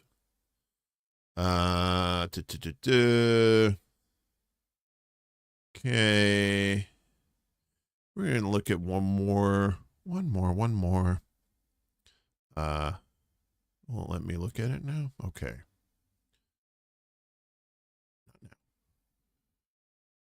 Pentagon. Okay, Pakistan deploys troops after deadly. Oh, yeah. So if Pakistan, the hell, why don't you get the fuck out of here? You know there, bitch. So, of course, Pakistan and Afghanistan, they got their own little tete-a-tete going on, but they're in the mix too, apparently. This is from the New Arab on your local internets. Pakistan deploys troops, imposes 3-day curfew after deadly protests over U.S.-Israeli strikes on Iran. Pakistani authorities deployed troops and imposed a 3-day curfew before dawn Monday in the northern cities of Gilgit and Skardu after several people died and tens were injured in violent protests following the killing of Iran's supreme leader Ayatollah Ali Khamenei in those airstrikes. Thousands of Shia demonstrators attacked on Sunday the offices of the UN Military Observer Group, which monitors the ceasefire along the disputed Himalayan region of Kashmir. I'm sorry, every time I hear Kashmir, I got to think of Led Zeppelin. And the UN Development Program in Skardu City. I love it because it's foreign when it has program and me at the end of it. Protesters also burned a police station and damaged a school and the offices of a local charity in Gilgit. According to officials, the death toll has reached at least 25, according to an AFP tally on Monday. At least 10 deaths were reported and over 70 were injured, the office of the Karachi police surgeon said, police surgeon? Really? While a hospital toll seen by AFP listed 9 people as having died from gunshot wounds. Rondell, what's up, man? Good to see you. Good to see you, my friend. Yeah, Khamenei is like the Pope to the Shia. It's a big deal. Exactly. They didn't they thought, okay, we'll just take him out and then we'll have a new leader in Iran and everything will be fine. It's a regional thing. They all the Muslim people are they're kind of into that guy for the most part. I'm broadly overstating that, but still, it's not too far from the truth. In Pakistan's northern Gilgit-Baltistan region, at least 13 people were killed in clashes between protesters and police, according to officials. 2 more people were killed as thousands of people gathered in the streets of the capital, Islamabad, many holding photos of the late Iranian leader. At least 12 people were killed and 80 others injured, according to police in the Gilgit-Baltistan region. UN spokesman Stephanie Dujarric, it's not delivery, it's Dujarric, said Monday that protesters became violent near the UN MOGIP field station, or UNMOGIP, which was vandalized. The safety and security of UN personnel and premises throughout the region remain our top priority, and we continue to closely monitor the situation, Dujarric said. Meanwhile, Shabir Mir, a Gilgit-Baltistan government spokesman, said Monday the situation was under control and that the curfew would remain in place until Wednesday. Police Chief Akbar Nasir Khan urged residents to stay indoors, citing deteriorating law and order conditions. Demonstrators in Pakistan's southern port city of Karachi stormed the U.S. consulate on Sunday, smashing windows and attempting to burn the building. Police responded with batons, tear gas, and gunfire, leaving 10 people dead and more than 50 injured. It's not delivery, it's disgusting. Yeah, exactly. Right. So, outside of Iran, outside of Israel and these U.S. bases, you've got these other factors to figure, right? That the popularity of the Ayatollah, and I don't think the United States, any of those people, thought about that, because all they think is war, with the blinders on. Ooh, this is a fun one.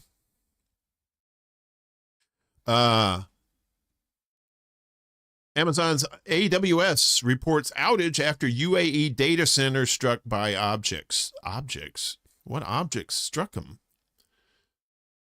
Amazon's cloud computing units facilities in the Middle East were facing power and connectivity issues Monday, the company said, after its UAE data center was struck by objects, triggering a fire. Amazon Web Services UAE and Bahrain regions were affected by outages, it said, citing localized power issues for both regions. 2 of Amazon Cloud Unit's zones, which are clusters of data centers in the UAE, were without power on Monday, the company said on its status page. AWS said on Sunday that one zone in the UAE was affected after objects struck the data center and created sparks and fire, following which power was shut off. We can confirm that a localized power issue has affected another availability zone in the UAE region, AWS said. Pardon me. AWS did not confirm or deny when asked earlier whether the UAE incident was connected to the Iranian strikes on neighboring Gulf states, including the UAE and Bahrain, in response to the U.S. and Israeli attacks on the Islamic Republic.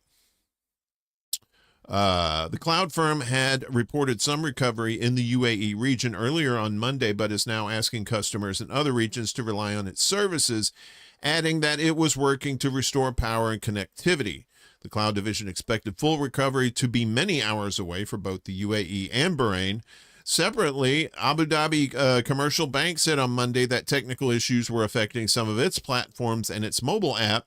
It was unclear if the outage at the lender was related to AWS. So yes, actions have consequences, people.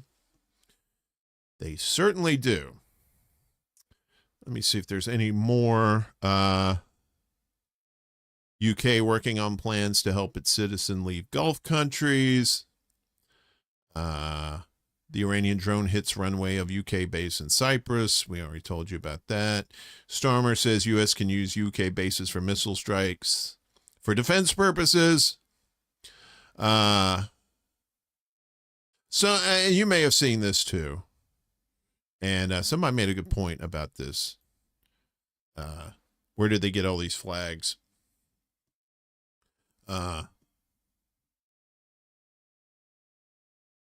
Sorry, let me get this. Okay. Does this work? All right, we'll see. So, Iranians across North America take to the streets for and against strikes. So, yeah, of course you're going to see that.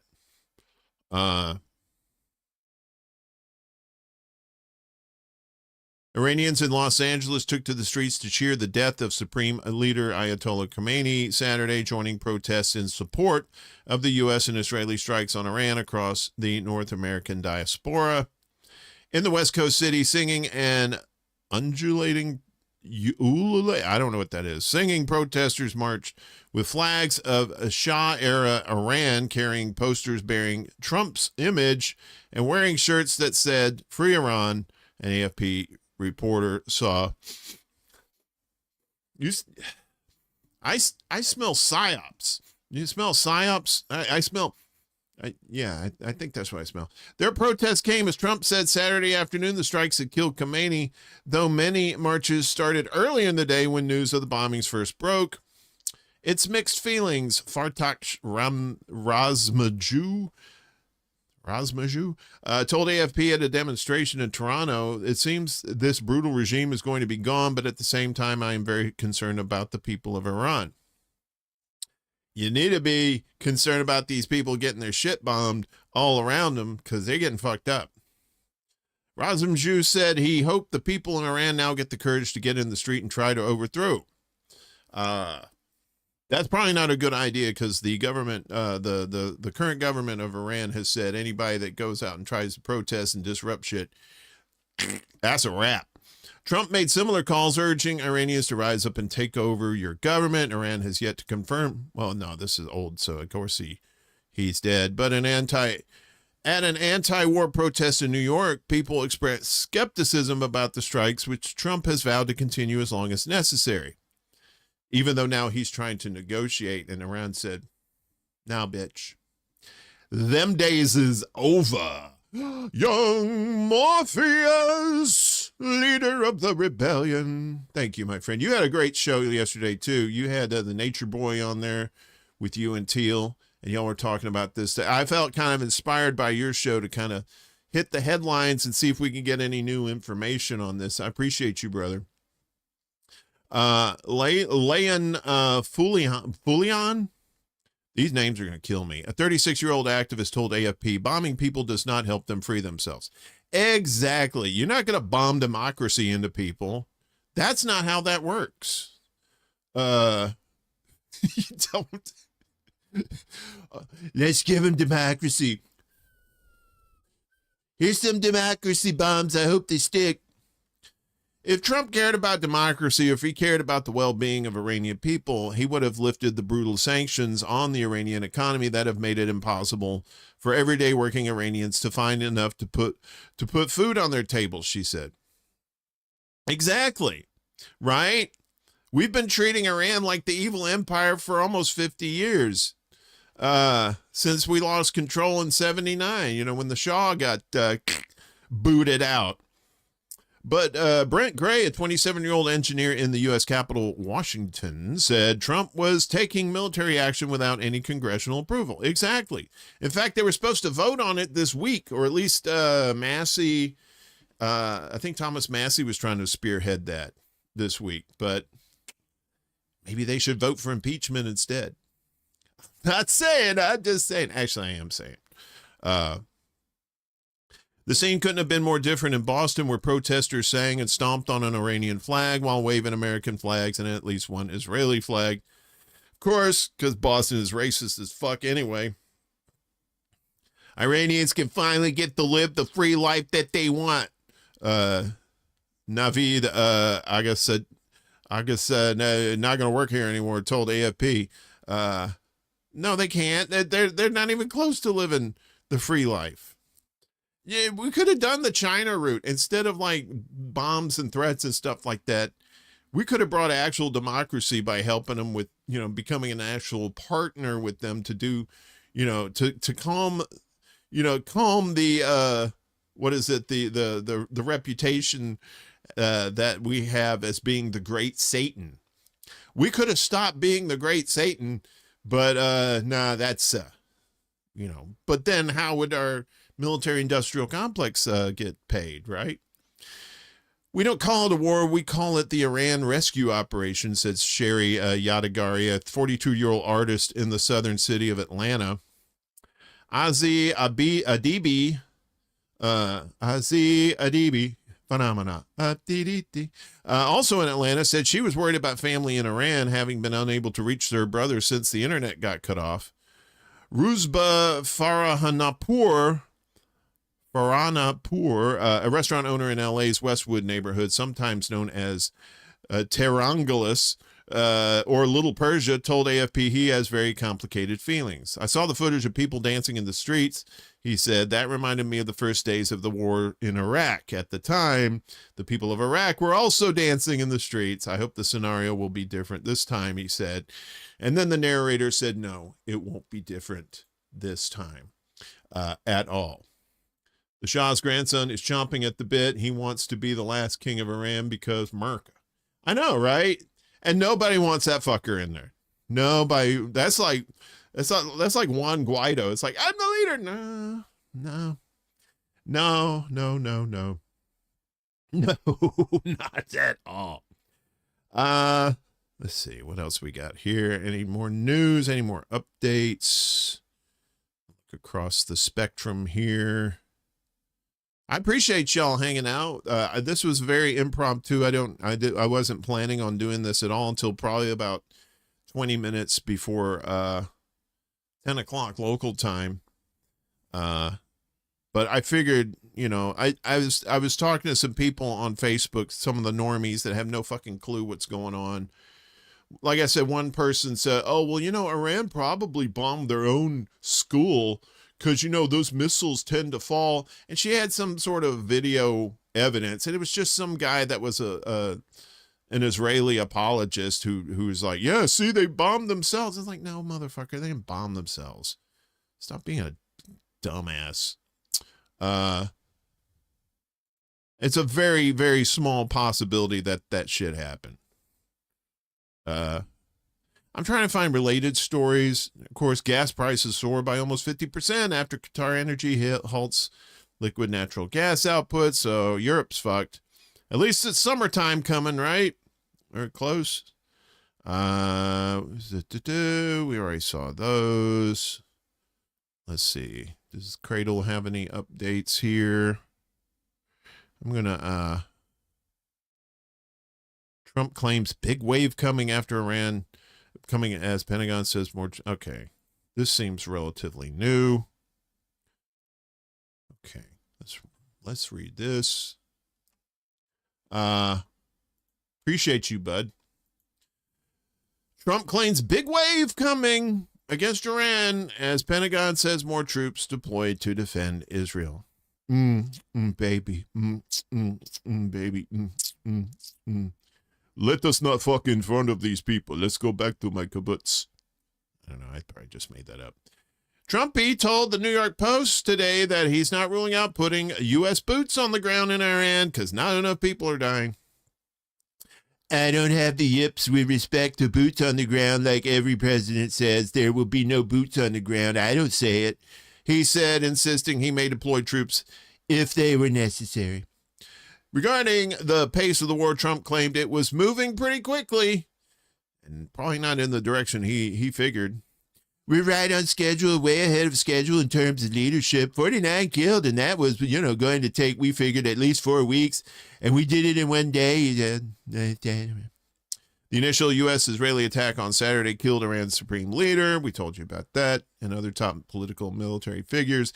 At the same time, U.S. military leaders suggested the war could last longer than the 4 to 5 week timeline Trump said he envisioned on Sunday. A threat indeed it is.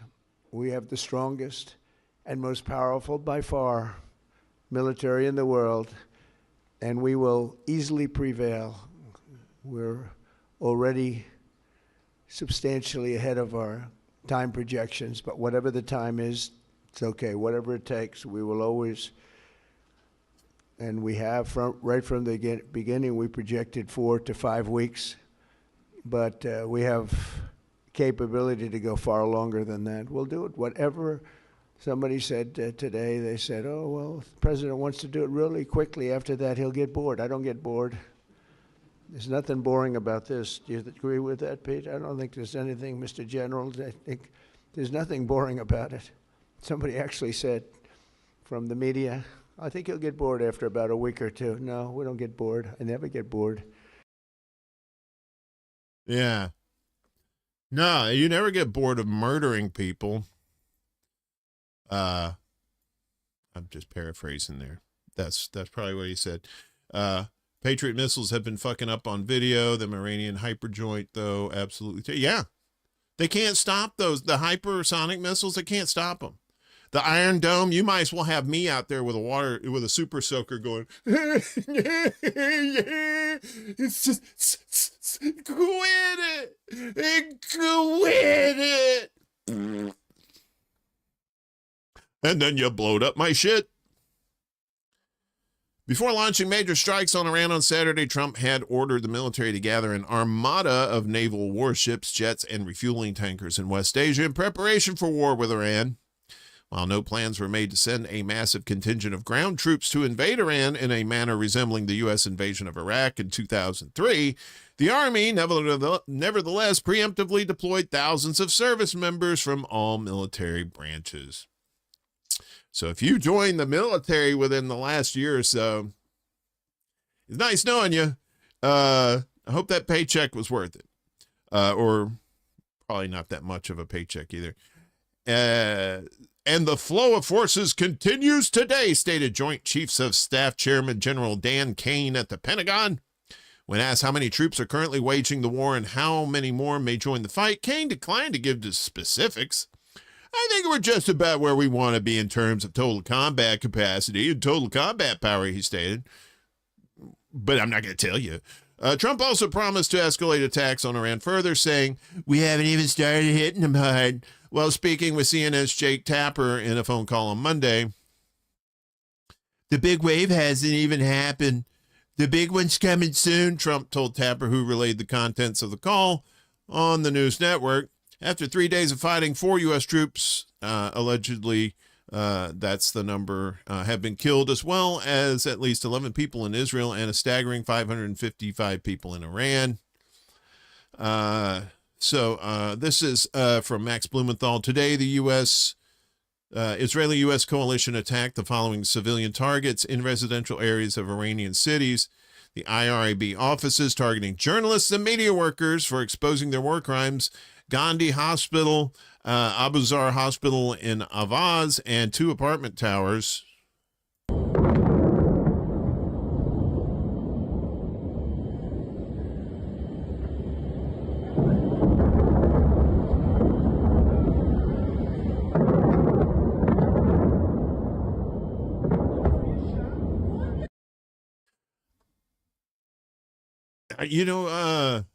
Yeah, I mean, when he was doing that presser, he looked like he was taking a shit. He was like, it could take like 4 to 5 weeks, man, you know what I'm saying, broski? Dude, it could be longer, but, we'll go as long as it takes, because I'm not going, my kids ain't going, none of the kids, none of these reptilian children that belong to the elites, they're not going either. Just you poors. You poors go out there and fight for us, you dumb fucks. As Trump moves to escalate the violence, a Reuters Ipsos poll revealed that only 1 in 4 U.S. citizens approves of his decision to wage war on the Islamic Republic. Some 27% of respondents said they approved of the strikes, while 43% disapproved and 29% were not sure. Despite promising to end Washington's forever wars in West Asia while campaigning for office, Trump lied his ass off and ordered U.S. forces to join Israel in launching a second war on Iran in less than a year on Saturday. The decision came amid heavy lobbying from Israeli Prime Minister Bibi, who has sought to push the U.S. to go to war against Iran for much of his decades-long career. Trump authorized the decision despite negotiations over Tehran's nuclear program, which Omani mediators described as positive the day before. Yeah, positive bullshit, that it's like any of those talks meant anything. Further, about half of U.S. citizens believe Trump is too willing to use military force. The poll showed among Republicans a number plunged to just 1 in 4. About 9 in 10 respondents said they had heard at least a little about the strikes, including one that killed nearly 200 elementary schoolgirls. This is Ryan Rosbiani. This post is for everyone who asked for this war. You claimed only IRGC officials and mullahs would get killed, not civilians. Look at this. And this is a mass grave site of the children killed at the elementary school in Manab. 160 kids. I think it's up to 170 now. These are all mass graves. So obviously in times like this, you're going to hear a shit ton of information, right? You're going to hear stuff that's true. You're going to hear stuff that's not true. And like, I'm not trying to make any sort of statement. I'm just trying to relay the information that I'm finding here. And as I always say, with any news source, always be skeptical. Okay. That's not saying don't believe them. I'm just saying be skeptical. This is the most important time right now to use your critical thinking skills if you haven't done so already. Stop listening to these fucking pundits. All right? Stop talking, yes, there are people that have knowledge of political, environments in these situations, but there's nobody there on the ground. Unless you have independent journalists on the ground reporting this stuff, no matter what the source is, take it with a grain of salt, be skeptical, but at the same time, because we don't know a lot of what's true and what's not true because there's no independent journalists in Israel, because, that's the way Israel likes it. They like their blackouts. There's no independent journalists in Iran that I know of, or at least they're not reporting right now because of the internet blackout. Let me see. So just be skeptical. I would definitely never tell you what to think. I just provide the information. You take it the way you want to. Just kind of recapping what's been going on. Lebanon's trying to ban Hezbollah. They want them to disarm. Because Hezbollah attacked Israel and they didn't like it, because they're cucks. U.S. to deploy more troops to the Middle East. Qatar shoots down 2 fighter jets from Iran, they said. Then, of course, 3 jets, I think, were shot down. U.S. jets were shot down. Let's see. I'm trying to see if there's anything else. Yeah, warplanes crashed. Crew survived. Apologies. Like I said, if you're just joining us, I'm kind of winging this. I normally have stuff prepared in advance, but I don't. I'm just kind of checking what's the breaking news right now. Let me see if anti-war news has anything. Hezbollah. So antiwar.com is reporting at least 31 killed, including Hezbollah intel chief in Israeli attacks on Beirut.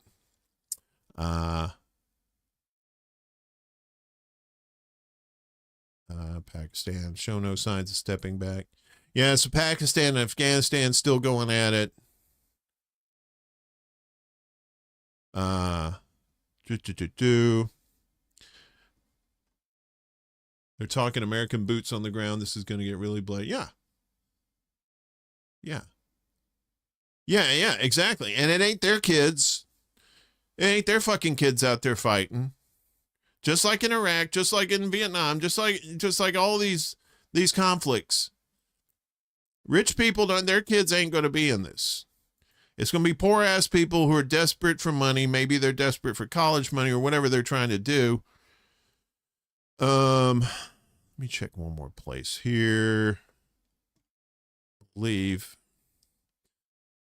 Okay, I think that's about all the information. I know there's stuff going on right now. I just don't have access to it right now. Let's see. There's another. Let's see. I have a lot of news source sites that I use. That's not anything. Yeah. So, all right. I guess that's it for right now. We've gone about 2.5 hours anyway. Yeah, I know. But the Dow. What, you're raping and eating children? Yeah, but the Dow's up to 50K, motherfuckers. What's your priorities, right? Yeah. So that's it for now. If anything else develops, we may pop back on again. Anything major pops off, like nukes, the old Samson. If Tel Aviv gets so fucked up they start launching nukes, we'll definitely let you know about that. In the meantime, that's it for me today. I'll be back Wednesday morning at noon Eastern, 9 a.m.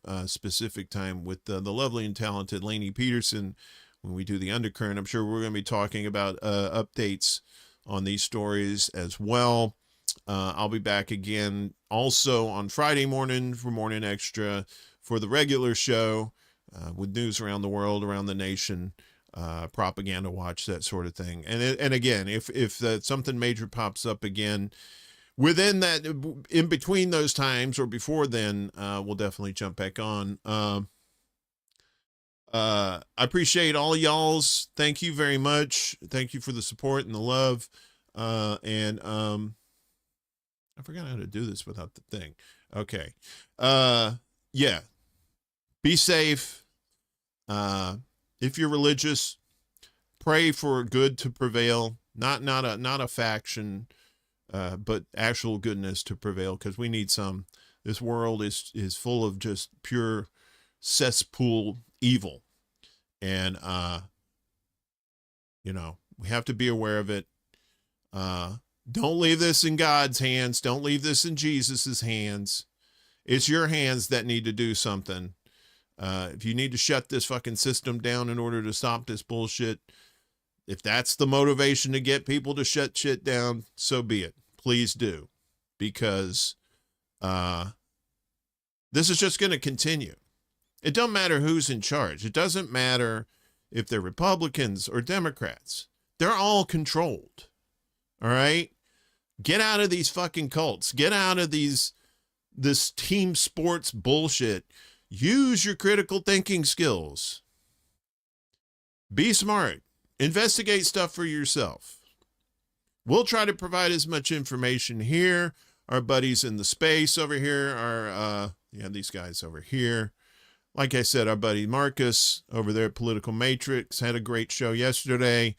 If you didn't get a chance to see it, I highly recommend you go to his channel. Like, share, and subscribe, of course, to his channel. And, and because he's got some really good insight with the panel yesterday about what's going on over there too. If you like this show, if you could like, share, and subscribe here, I appreciate it. We do take donations with Super Chats and Patreon, but, I'm not going to beg for money or anything. If you can do it, that's great. If you can't, if you could share the links out, I appreciate that too. I know everybody's broke as a joke. It's fine. But we're here to support each other, and everybody in this space is trying to actually inform you and aren't trying to grift you. We just want you to be informed. And tell your normie friends too about what's going on too. Don't let them digest this mainstream media bullshit propaganda that they're fed over and over again. Right? If you love them, educate them. All right? Thanks, everybody. Take care. We'll see you when we see you. Peace. This is City Alpha 5. Woo!